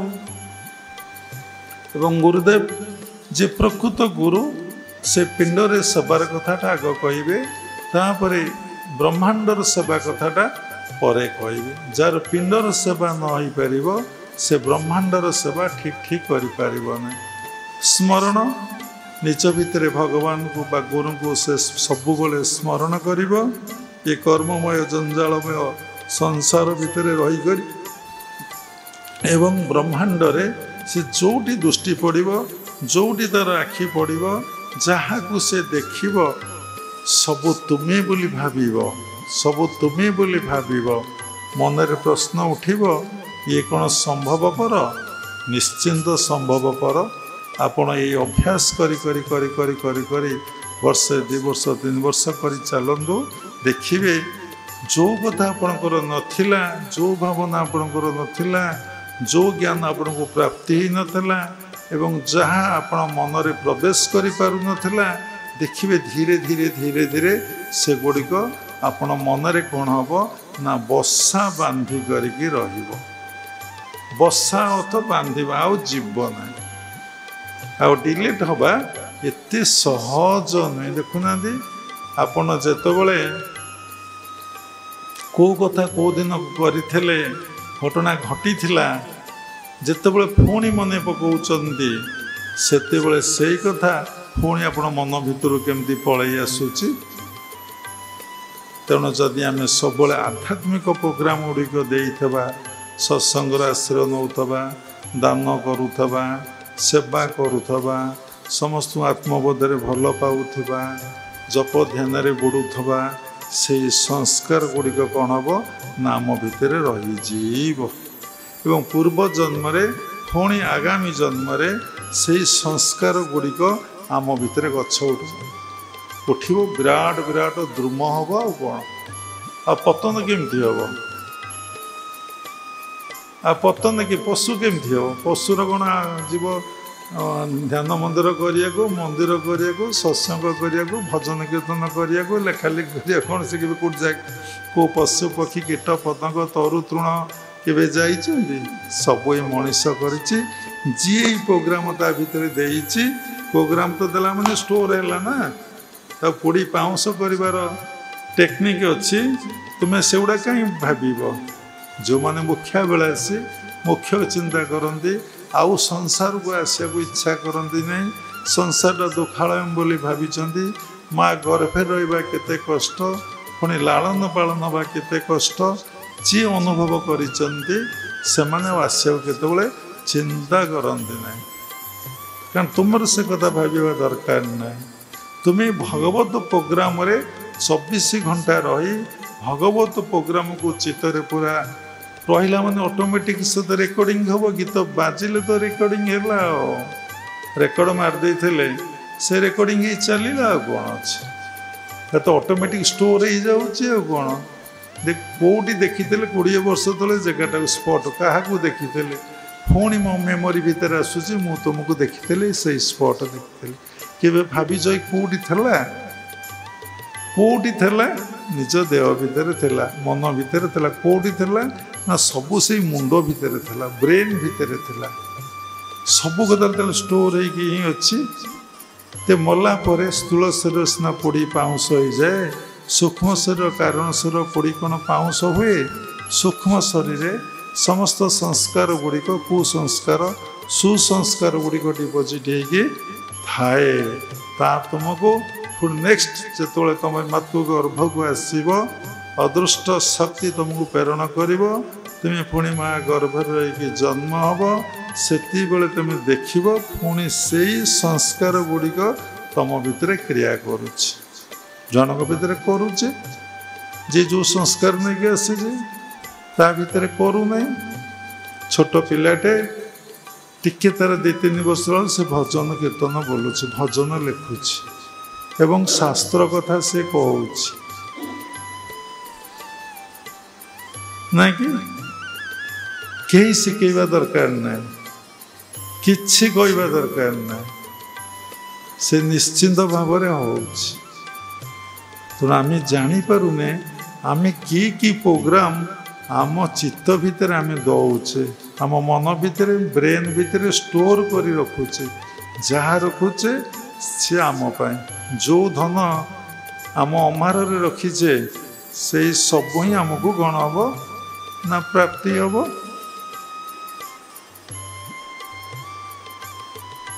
ପ୍ରାପ୍ତି ହେବ ନାହିଁ।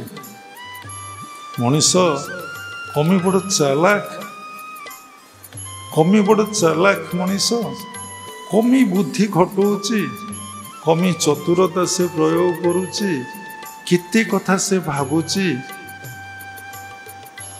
କେତେ ସେ ସ୍ୱପ୍ନ ଦେଖୁଛି, ଦିନରେ ଦେଖୁଛି, ରାତିରେ ଦେଖୁଛି, 24 ଘଣ୍ଟା ସେ ସ୍ୱପ୍ନ ଦେଖୁଛି, କେବଳ ବାସ୍ତବକୁ ଦେଖୁନାହିଁ।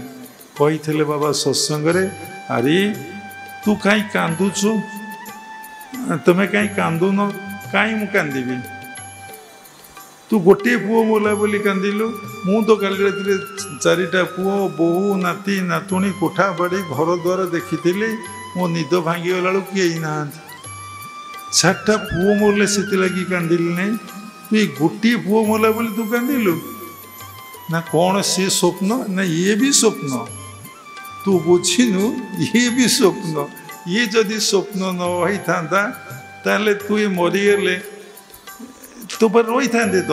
ଏ ସ୍ୱପ୍ନ ଭଳି ଆସିଲେ ଗଲେ। ଭାଗବତରେ ଲେଖା ନାହିଁ, ସୁତ ତନୟ ଦାରା ଦାସ ये सर्व बिजुली प्रकाश। बिजुली अर्थ कौन बुझीपारुଛନ୍ତି? चेकिणी गोटे मुहूर्त करेन्ट आसो लाइट से पड़ो सुत तनय दारा रस ये सर्व बिजुली प्रकाश। ये पुणी जानती निज कर्म पथे शोक संताप दे चिते। ये पुणी निज कर्म पथरे जी कि क्या अपेक्षा करें क्या कथा कहीं शुणुना क्या कथा भी कहीं मानुना क्या संस्कार पिलामाता पितामाता जन्म ग्रहण कर पितामाता खाद्य अन्न पैसा परिचालित होती किंतु से थट्स अलग। तुम्हें जमी गाइड कर सेमती हे ना सी कह ना मुझा एमती करी। तुम्हें जदि कह अशांति सृष्टि हे अशांत अवस्था हे सी पुणी से समस्यार पुणी समाधान करना बाहर कर दे पार कि से केस कर तुम मोर प्रॉपर्टी अच्छी तुमको मारिया को भी आसब से तो चलो विभिन्न प्रकार झमेला चलो तेणु सल्यूशन को प्रोब्लेम को तुम सॉल्व कर पार तुम्हें ता कथार एग्री हम कौन हुए ना जो माने महान जो माने बड़ बड़ व्यक्तित्व जहाँकर पूर्ण ज्ञान आसीगला से माने साधारण लोगों सहित कंप्रोमाइज करने को बाध्य। साधारण लोग के सहित कंप्रोमाइज करें ना कहले बहुत समय जीव देखु श्रद्धा पर कथा सरू ना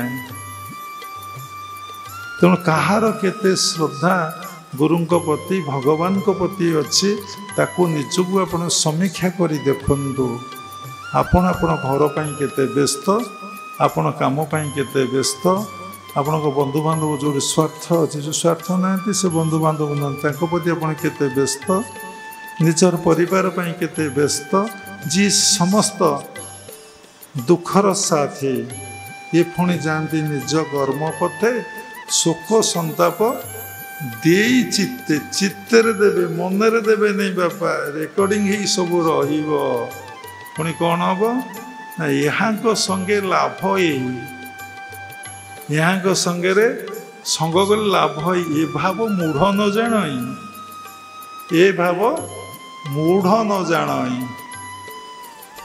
मूढ़ ये भाव को बुझी पारु नहीं किते कथा मुनि ऋषि साधु सन्त माने निजे भगवान माने भागवत कहते ये भाव मूढ़ न जान ये सब बिजुली चक्री मार चली जो गोटे स्त्री तू तो दिन स्वप्न देखिलु तू तो दिन स्वप्न देखुचु मु तो राति स्वप्न देखी कौ स्वप्न सत्य नुहे तेणु ये ज्ञान लाभ हेले आपण देखिए कहीं कहार नुहति कहीं क्या भल पाऊना कहीं क्या सुख दौना कहीं क्या आनंद दौना देखिए मो सुखटा मो भितर आनंदटा मो भितर दुखटा मो भितर कष्टटा मो भितर जंत्रणाटा मो भितर मु क्या आनंद देले आनंद पाइबी मु क्या दुख देले दुख पाइबी मु क्या सुख देले सुख पाइबी जदि मो भितर सुखटी नहीं कहीं मत सुख देवे नहीं परीक्षा कर देखो तेणु श्रद्धा हेले ज्ञान आसब साधु संग करेंगे सत्संग करेंगे स्वाध्याय करेंगे कर्म कले ज्ञान आसीगला कौन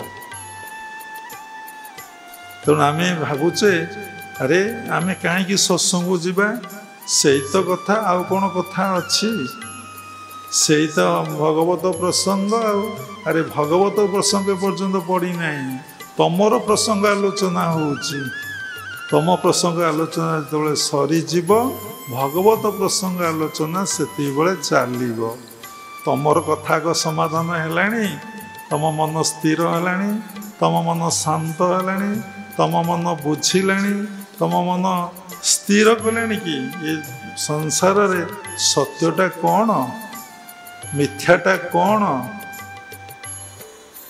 ମୁଁ କ'ଣ କରିବାକୁ ଆସିଥିଲି, କ'ଣ କରୁଛି, କେତେ ଦିନ ମୁଁ ଏ ଚାଲାଖି ନେଇକି ଚଳିବି? ଆମର କ'ଣ କିଛି ଅଛି, ଆମେ କ'ଣ ଦେଇପାରିବୁ? ଏଠି ସୁନ୍ଦର ଚାଲାଖି ଭକ୍ତପ୍ରଭୁ ଲେଖା କ'ଣ କଲେ, ସମସ୍ତ ପଇସାକୁ ବାବା ବହୁତର ଉପସ୍ଥାପନା କରୁଛି ସାଧୁଙ୍କ ସେବାରେ ଲଗାଇଦେଲେ। ସଂକ୍ଷେପରେ 5 ମିନିଟ୍ ଶ୍ରଦ୍ଧା ରହିଲା, ବିଶ୍ୱାସ, ନିର୍ଭର, ଭକ୍ତି, ସମର୍ପଣ ପୁଣି ହେବ, ଗୋଟେ ଗୋଟେ ଟପିକ୍। ତାପରେ କ'ଣ ହେଲା, ସରିଗଲା। ସ୍ତ୍ରୀ କହିଲେ, ହଇ ତୁମେ ସମସ୍ତ ପଇସା ସାଧୁସନ୍ଥଙ୍କ ସେବାରେ ଲଗେଇଦେଲ, ଖାଇ ପିଇ ଚଳିବା କେମିତି? ଏ ଝିଅଟିଏ ଅଛି, ଆମର ବାହାଘର ହେବ କେମିତି? ତୁମେ ଜଗନ୍ନାଥ ପାଖକୁ ଯାଅ ପୁରୀ ଏବଂ ତାଙ୍କୁ ସମସ୍ତ କଥା କହିବ, ସେ ଯାହା ବ୍ୟବସ୍ଥା କରିବେ ହେବ। ସେଇ ବିଶ୍ୱାସରେ ଦଣ୍ଡ ମାରି ମାରି ଫୁଲମାଳଟିଏ ଧରି ସେ ଆସି ପୁରୀରେ ପହଞ୍ଚିଲେ। ବହୁତ କଥା ଭଗବାନ ତାଙ୍କୁ ବାଟରୁ ଅଠରନଳା ପାଖରୁ ନେଲେ, ସବୁ କଲେ। ସେ ଫୁଲମାଳଟି ନେଇଥିଲେ, ତାର କିଛି ନଥିଲା। ରାତିରେ ବଡ଼ ଶୃଙ୍ଗାର ବେଶ ପରେ ଲେଖା କ'ଣ କରୁଛି, ଭଗବାନଙ୍କୁ ଦର୍ଶନ କରିକି ମନ୍ଦିରରୁ ସମସ୍ତେ ବାହାରିବେ, ମନ୍ଦିର ଦ୍ୱାର ତ ବନ୍ଦ ହେବ ନା। ଜଗନ୍ନାଥ କହୁଛନ୍ତି, ଲେଖା ଟିକେ ରହିଯା, ତୋର ମୋର କଥାବାର୍ତ୍ତା ହେବା। ଏ କଥାକୁ ଆପଣମାନେ ବିଶ୍ୱାସ କରିପାରିବେ? ଏ ତ ପୁରାଣ କାହାଣୀ କଥା ନୁହେଁ, 1600 ଖ୍ରୀଷ୍ଟାବ୍ଦର କଥା। ବିଶ୍ୱାସ କରିପାରିବେ? ପ୍ରଭୁ ମୁଁ କେମିତି ରହିବି? ସୈନ୍ୟବାଣୀ ଶୋଉଛି, ପୁଣି ଉତ୍ତର ଆସୁଛି, ତୁ ବ୍ୟସ୍ତ ନା, ତୁ ସେଇ ଗୋଟେ ଖମ୍ବ ମୂଳରେ ବସିଯା, ପୌଡ଼ ହେଇଯାଉ। ପ୍ରଭୁ ଶୀତ ହେଉଛି, କିଛି ବ୍ୟସ୍ତ ହନା, ମୁଁ ଯାଉଛି ତୋ ପାଖକୁ। କ'ଣ କଲେ, ଆସିକି କମଳଟେ ଘୋରେଇ ଦେଇ ବସିଲା। ଆହା, ତୁ ଏତେ କଷ୍ଟ କରି ଆସିଲୁ। ସେଇ କଥା ବାବା ପୂର୍ବ ସତ୍ସଙ୍ଗରେ କହିଥିଲେ, ଏକନାଥ ସବୁବେଳେ ପ୍ରଭୁଙ୍କ ସେବା କରୁଥିବାରୁ ବାର୍ଦ୍ଧକ୍ୟ ଅବସ୍ଥା ଆସିବାରୁ ଭଗବାନ 12 ବର୍ଷ ତାଙ୍କ ସହିତ ଚନ୍ଦନ ଘୋରିକି ଦେଲେ, ମାନେ ତୁଳସୀ ଦେଲେ, ପୂଜାରେ ସହଯୋଗ କଲେ। ଯଦି ସବୁବେଳେ ଆମେ ଭଗବତ ପ୍ରସଙ୍ଗର ସେବାରେ ରହିଥିବା, ଆମର ଦାୟିତ୍ୱ ନିଶ୍ଚିନ୍ତ ଭାବରେ କେଉଁ ରୂପରେ ଆସି ସେ ଆମର ଦାୟିତ୍ୱଟା ସେ ନେବେ, ଆମକୁ ସାହାଯ୍ୟ ଏବଂ ସହଯୋଗ ହିଁ କରିବେ। ଏ ବିଶ୍ୱାସ ଆମର ଏପର୍ଯ୍ୟନ୍ତ ନାହିଁ। ତାପରେ କଥା ହେଲେ, ଯା, ଭୋର ହେଇଗଲେ ତୁ ଯା। ପ୍ରଭୁ ସବୁ ଦ୍ୱାର ତ ବନ୍ଦ, ତୁ ଯା, ଦେଖ ସବୁ ଦ୍ୱାର ଖୋଲା। ଭଗବାନ ଦିନକୁ ରାତି କରିପାରନ୍ତି, ରାତିକୁ ଦିନ କରିପାରନ୍ତି, ଅସମ୍ଭବକୁ ସମ୍ଭବ କରିପାରନ୍ତି, ସମ୍ଭବକୁ ଅସମ୍ଭବ କରିପାରନ୍ତି। ଏକମାତ୍ର ସୃଷ୍ଟିର ସ୍ରଷ୍ଟା ଜଗତର ନାଥ ବା ଜଗନ୍ନାଥ। ସବୁ ଦ୍ୱାର ଖୋଲା, ଭକ୍ତ ଆସିଲା, ସବୁ ଦ୍ୱାର ପୁଣି ବଉଡ଼ ହେଇଗଲା। ଏମିତି ଏମିତି ଏମିତି 1 ମାସ ବିତିଗଲା। ଭକ୍ତ ପ୍ରଭୁର ଲେଖା ରହିଲେ, କହିଲେ ନା ଆଉ ମୁଁ ଠାକୁର ପାଖକୁ ଯିବି ନାହିଁ। କିନ୍ତୁ ଠାକୁରଙ୍କୁ କହିପାରିଲେନି ଯେ କ'ଣ ପାଇଁ ମୁଁ ଆସିଥିଲି। ଅନ୍ତର୍ଯାମୀନାଥ ସବୁ ଅନ୍ତରର କଥା ହିଁ ଜାଣନ୍ତି। ଯେ ସମସ୍ତ ପଇସା ସାଧୁ ନୁହେଁନ୍ତି, ଯେଉଁ ଆମେ ଗୋଟେ ଶବ୍ଦ ୟୁଜ୍ କରୁଛେ, ସାଧୁ ସେବା, ପର ଉପକାର, କାହାକୁ ଦବା, ଗରିବ, ନିଃସହାୟ, ଅସହାୟ, ଏ ଶବ୍ଦ ଗୁଡ଼ିକ ଜଣେ ସାଧକ ପକ୍ଷରେ, ଜଣେ ଉଚ୍ଚକୋଟୀର ସାଧିକା ପକ୍ଷରେ ରଙ୍ଗ। ଯଦି ସବୁ ଏକମାତ୍ର ଏ ସଂସାରରେ ଈଶ୍ୱର ବ୍ୟତୀତ କେହି ନାହାନ୍ତି, ଏକ ବ୍ରହ୍ମ ଦ୍ୱିତୀୟ ନାସ୍ତି, ଈଶ୍ୱର ସତ୍ୟ ଜଗତ ମିଥ୍ୟା, ଯିଏ ଯାହାର ଏଇ ବୋଧ ହେଇଛି, ତା ପାଇଁ ପର କେଉଁଠୁ ଆଇଲା? ତା ପାଇଁ ଗୃହସ୍ଥ କେଉଁଠୁ ଆଇଲା? ତା ପାଇଁକି କିଏ କେଉଁଠୁ ଆସିଲା? ପର ଉପକାର ଯେଉଁ କୁହାହେଉଛି, ତା ପାଇଁ ମିଥ୍ୟା। ସେ ଦେଖିବ ଗୋଟିଏ ଶକ୍ତି ସବୁ ନିଜ ପାଇଁ ନିଜେ କରୁଛି, କାହା ପାଇଁ କେହି କିଛି କରୁନାହାନ୍ତି, ତା ପାଇଁ ସିଏ କରୁଛି। ଆପଣ କଥା ବୁଝିପାରିବେ ନାହିଁ, ଖାଲି ଶୁଣିଥାନ୍ତୁ। ସାଧନା କଲେ ଅନୁଭବ କରିବେ, ଯଦି ଈଶ୍ୱର 1 2 ନୁହନ୍ତି, କାହା ପାଇଁ କିଏ କଲା, କିଏ କାହାକୁ ଦେଲା, କିଏ କାହାଠୁ ନେଇଗଲା, କାହାକୁ କିଏ ହଇରାଣ କଲା, କାହାକୁ କିଏ ଦୁଃଖ ଦେଲା, କାହାକୁ କିଏ ସୁଖ ଦେଲା। ସେ ଭାଗବତର ପଦ, ତୁ ଯେବେ ଏକ ଭାବେ ଭାବୁ, ଏ ଘୋର ସଂସାର ତରିବୁ। ଯେତେବେଳେ ଆପଣ ଯୋଗ ଅଭ୍ୟାସ କରି କରି କରି ମିଳନ ହେଇ ତା ସହିତ ଯିବେ, ସେତେବେଳେ ଦେଖିବେ ଭକ୍ତ ଭଗବାନ ଅଭେଦ, ତିଳେ ମାତ୍ର ନାହିଁ ଭେଦ। ଏକ ଦୁଇ ନାହିଁ। ଚେତନାର ଏକତ୍ୱ ଭାବ ପାଇଁ ଆମେ ସାଧନା କରୁଛେ, ଚେତନାର ଏକତ୍ୱ ଭାବ ପାଇଁ। ତେଣୁ ଆମେ ଅନେକରେ ଅଛେ, ଅନେକରେ ଦୁଇକି ଆସିବା, ଦୁଇରୁ ଏକରେ ପହଞ୍ଚିବା, ଏକରୁ ଆମେ ଶୂନରେ ପହଞ୍ଚିବା, ଶୂନଟା ପୁଣି କେଉଁଠି ମିଶିଯିବ। ଏଇ କଥା ବାବା ସରଳ କଥା କହୁଛନ୍ତି, ସମସ୍ତେ କହୁଛନ୍ତି, ଏଇ କଥାକୁ ତ ବୁଝନ୍ତୁ। ଅନେକରୁ ଦୁଇକି ଆସିବା, ଦୁଇରୁ ଏକକୁ ଯିବା, ଏକରୁ ଶୂନକୁ ଯିବା, ଶୂନରୁ ମହାଶୂନ୍ୟକୁ ଯିବା। ଏ କଥାଟା କହିଲେ ହେବ ନାହିଁ, ଆର ଟେକ୍ନିକ୍ ଅଛି। କେମିତି ଅନେକରୁ ଦୁଇକି ଆସିବା ତାର କୌଶଳ ଅଛି, ପୁଣି ଦୁଇରୁ ଏକକୁ ଆସିବା ତାର କୌଶଳ ଅଛି, ପୁଣି ଏକରୁ କେମିତି ଶୂନକୁ ଯିବା ତାର କୌଶଳ ଅଛି, ଶୂନରୁ କେମିତି ମହାଶୂନ୍ୟକୁ ଯିବା ତାର କୌଶଳ ଅଛି। ସେଇ କୌଶଳ ସେଇ ସୃଷ୍ଟି କରିଛି, ସେ ହିଁ ସାଧନା କରୁଛି, ସେ ହିଁ କଥା କହୁଛି, ସେ ହିଁ ଶୁଣୁଛି। ଏଇ କନସିୟସନେସ୍ ତୁମେ ଆସିପାରିବ? ସେ ହିଁ ଦେଇଛି, ସେ ହିଁ ଖାଉଛି। ତୁ ଯେବେ ଏକ ଭାବେ ଭାବୁ।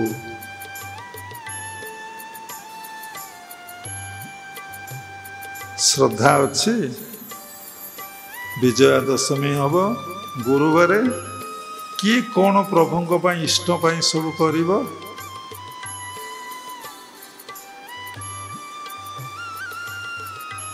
ତୁମେ ଯାହା କରିବ ତାହା ପାଇବ ନା।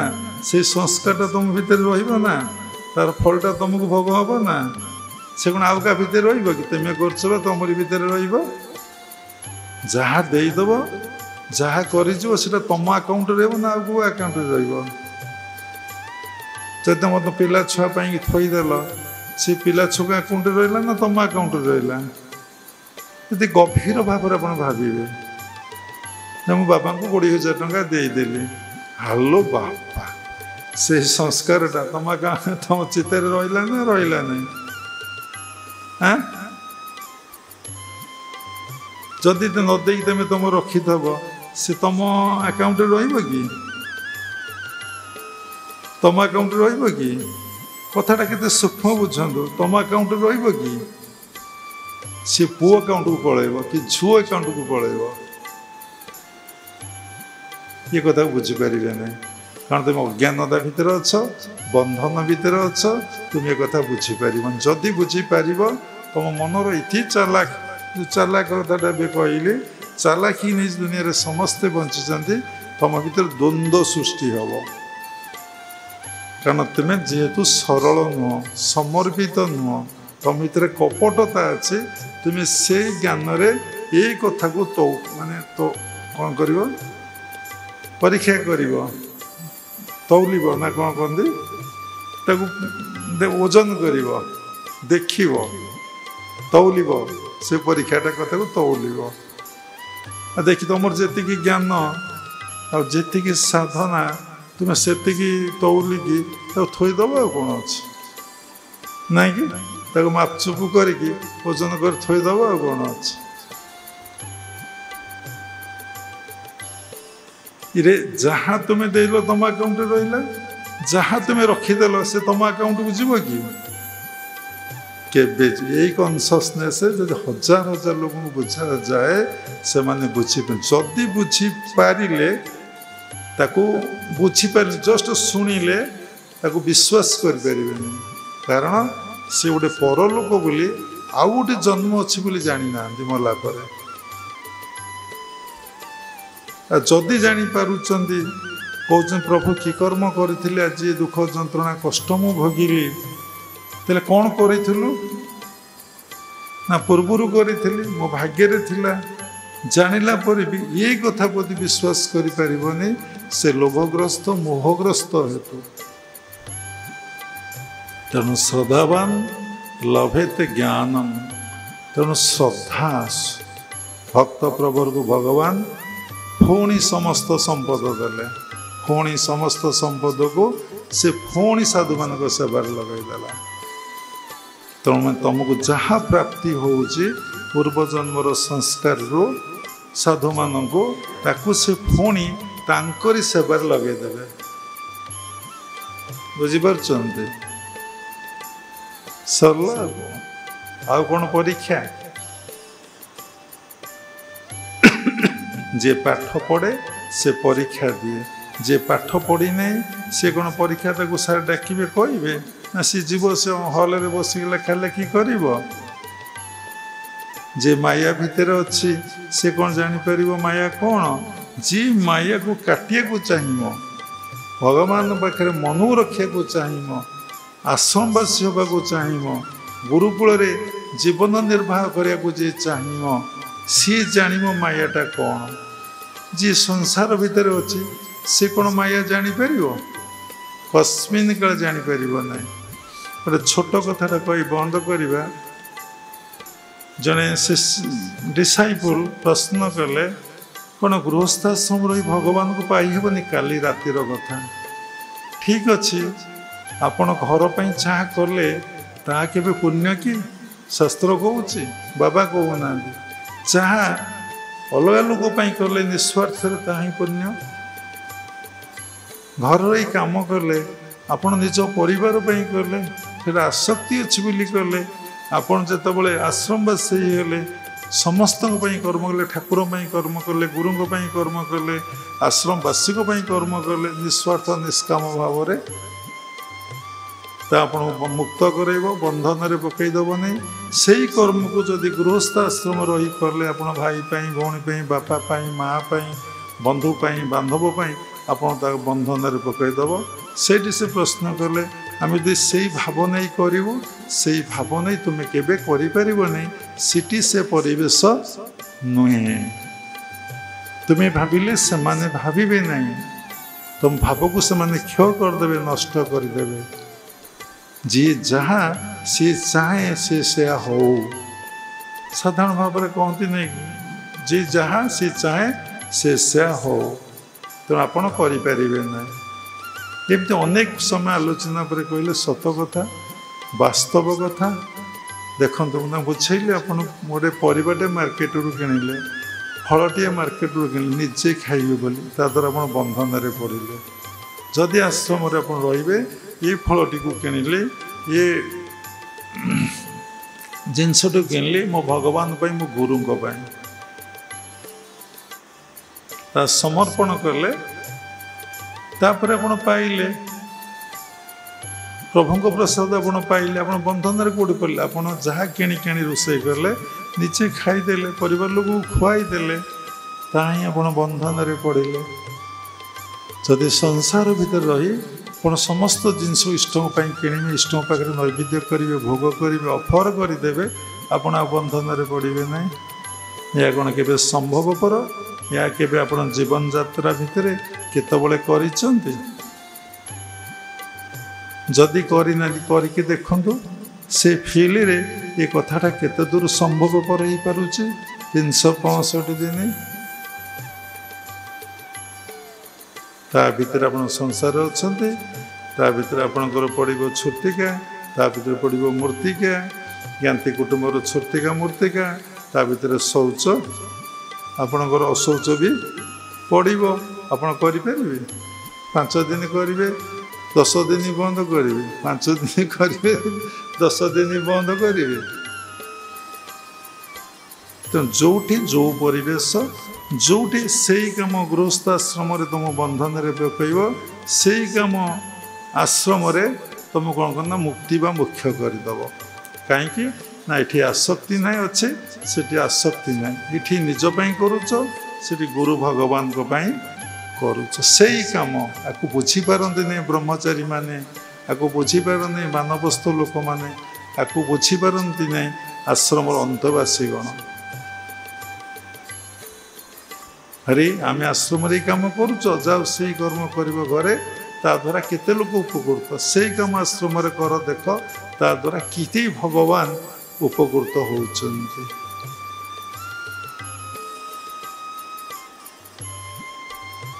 तेणु ये सब कथा कौट ना ज्ञान राज्यर कथा ये भक्ति जगतर कथा नहीं भक्ति जगतर कथा पड़ो श्रद्धा हेले सत्संग आश्रय नब स्वाध्याय कर साधु संग कर जितिस जेसा संग तेसा रंग ଯେତେ ଆପଣ କରି କରି କରି କରି କରି କରି କରି କରି କରି କରି କରି କରି ଚାଲିବେ ଆପଣଙ୍କ ଭିତରେ ସେତେ ପରିମାର୍ଜିତ ଶୁଦ୍ଧତା ପବିତ୍ରତା ଆସିବ।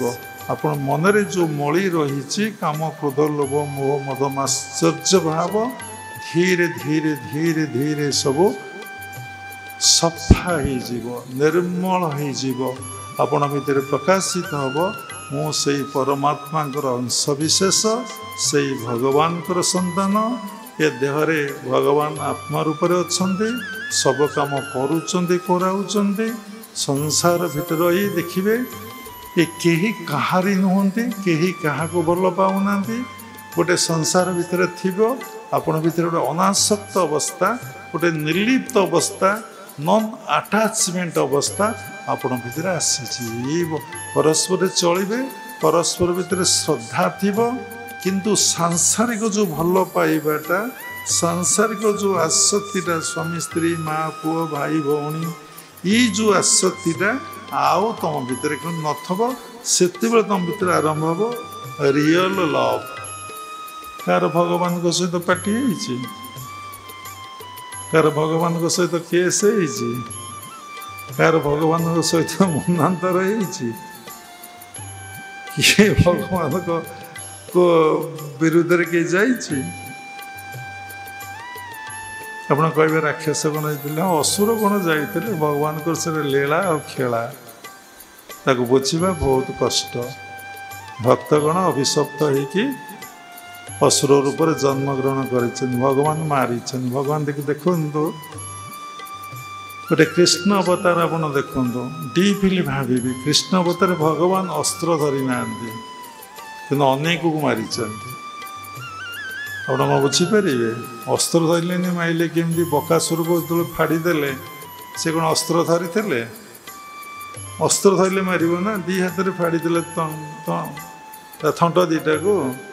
ଯେତେବେଳେ ପୋତନାକୁ ମାଇଲେ ସେ କ'ଣ ଅସ୍ତ୍ର ଧରିଛନ୍ତି ତା କ୍ଷୀର ପାନ କରୁ କରୁ ସେ ମଲା ନା ଅସ୍ତ୍ର ଧରିଲେ କି। ଏମିତି ଯଦି କହିବି ଘଣ୍ଟା ଘଣ୍ଟା ବାବା ଭଗବାନଙ୍କ ବିଷୟରେ କୁହାହେବ କେତେଟା ଏପିସୋଡ଼ ହେବ ତା ଠିକ୍ ଆଉ ଠିକଣା ନାହିଁ। ଦେଖନ୍ତୁ କଂସକୁ ମାରିଛନ୍ତି ଅସ୍ତ୍ର ଧରିଛନ୍ତି କଂସ ଦେଖୁ ଦେଖୁ ମରିଗଲା ନା। ଯଦି ଦେଖିବେ ଆପଣ ଯେତେ ଭଗବାନ କୃଷ୍ଣଙ୍କ ଅବତାରକୁ ସମୀକ୍ଷା କରି ଦେଖିବେ ଭଗବାନ କୌଣସି ଜାଗାରେ ଅସ୍ତ୍ର ଧରି ନାହାନ୍ତି ସମସ୍ତ ରାକ୍ଷସମାନଙ୍କୁ ମାରିଦେଇଛନ୍ତି। ରାମ ଅବତାରରେ ପ୍ରଭୁ ଅସ୍ତ୍ର ଧରିଛନ୍ତି କିନ୍ତୁ କୃଷ୍ଣ ଅବତାରରେ କେଉଁଠି ଅସ୍ତ୍ର ଧରି ନାହାନ୍ତି। ରାମ ଅବତାର ହେଉଛି ଜ୍ଞାନର ଅବତାର କୃଷ୍ଣ ଅବତାର ହେଉଛି ଭକ୍ତି ଓ ପ୍ରେମର ଅବତାର। ଭକ୍ତି ପ୍ରେମର ଅବତାରରେ ଭଗବାନ ଗୋଟେ ଅସ୍ତ୍ର କେବେ ଧରନ୍ତି ନାହିଁ। ତେଣୁ ଆମେ ସାଧନା କରି ଚାଲିବା ଆମ ଭିତରେ ଗୋଟେ ବଡ଼ କଥା ହଉ ଆମ ଭିତରେ କେମିତି ଶ୍ରଦ୍ଧାଟା ଆସୁ ତାପରେ ଅଟୋମେଟିକ୍ କ'ଣ ହେବ ନା ବିଶ୍ୱାସ ଆସିବ। ବିଶ୍ୱାସ ଆସିଲେ ଆପଣଙ୍କର ନିର୍ଭର ହେବ। କେତେବେଳେ ନିର୍ଭର ହୁଏ ନା ମୋର ଅମକ ଲୋକ ଉପରେ ବିଶ୍ୱାସ ଅଛି ସେ ମୋତେ ନିଶ୍ଚିନ୍ତ ଦେବ। ସେଇଠୁ କ'ଣ ହେଲା ନିର୍ଭର ହେଲା ନା। ଯେତେବେଳେ ତୁମେ ତାକୁ ପାଇଲ ନିର୍ଭର କରି ବାରମ୍ବାର ତାକୁ ତମ ଭିତରେ କ'ଣ ହେବ ନା ଭକ୍ତି ଭାବଟା ଜାଗ୍ରତାକୁ ତୁମେ ଭଲ ପାଇବ। ଯଦି ସେମିତି ପାଇ ଚାଲିଛ ତୁମେ ଏତେ ଭଲ ପାଇ ବସିବ ଯେ ତୁମେ କହିବ ମୁଁ ଆ ସହିତ କେମିତି ମିଶିଯାଆନ୍ତି କି ଏକକାର ହେଇଯାଆନ୍ତି କି। ଭକ୍ତିର ପରିପ୍ରକ ହେଉଛି ପ୍ରେମ। ଯେତେବେଳେ ତା ସହିତ ମିଶିଯିବ ତୁମେ ପ୍ରେମ ତତ୍ଵର ଅଧିକାରୀ ହେଇଯିବ। ତୁମେ ଡିଭାଇନ୍ ଲଭ୍ ଆସିବ। ଜୀବନ ହେଇଯିବ ପରିପୂର୍ଣ୍ଣ ଜନ୍ମ ହେଇଯିବ ସାର୍ଥକ। ତମ ଭିତରେ ବିଶ୍ୱ ପ୍ରେମ ଦେଖାଦେବ। ସମସ୍ତେ ଆମେ ଏକ ବୋଲି ଅନୁଭବ ହେବ।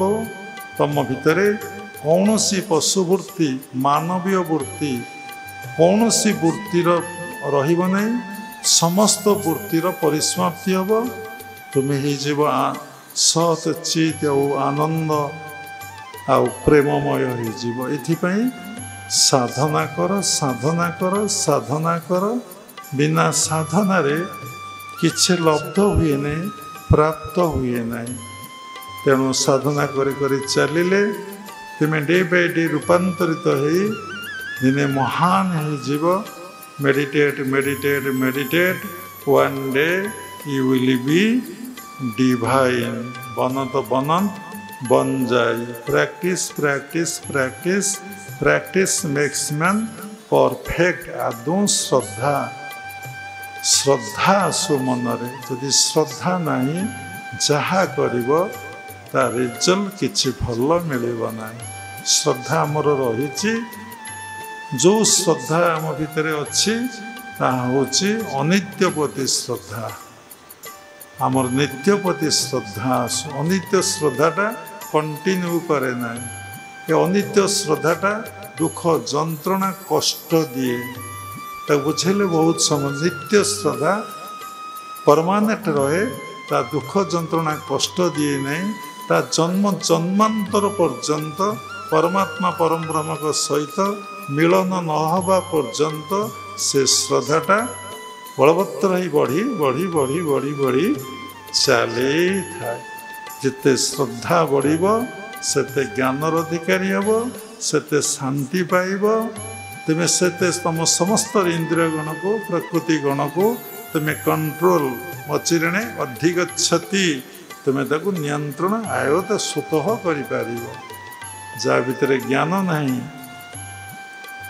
श्रद्धा नथबर ज्ञान नहीं, जार ज्ञान नहीं तार शांति नहीं। तार इंद्रिय माने तार बहिर्मुखी अंतर्मुखी नुहति।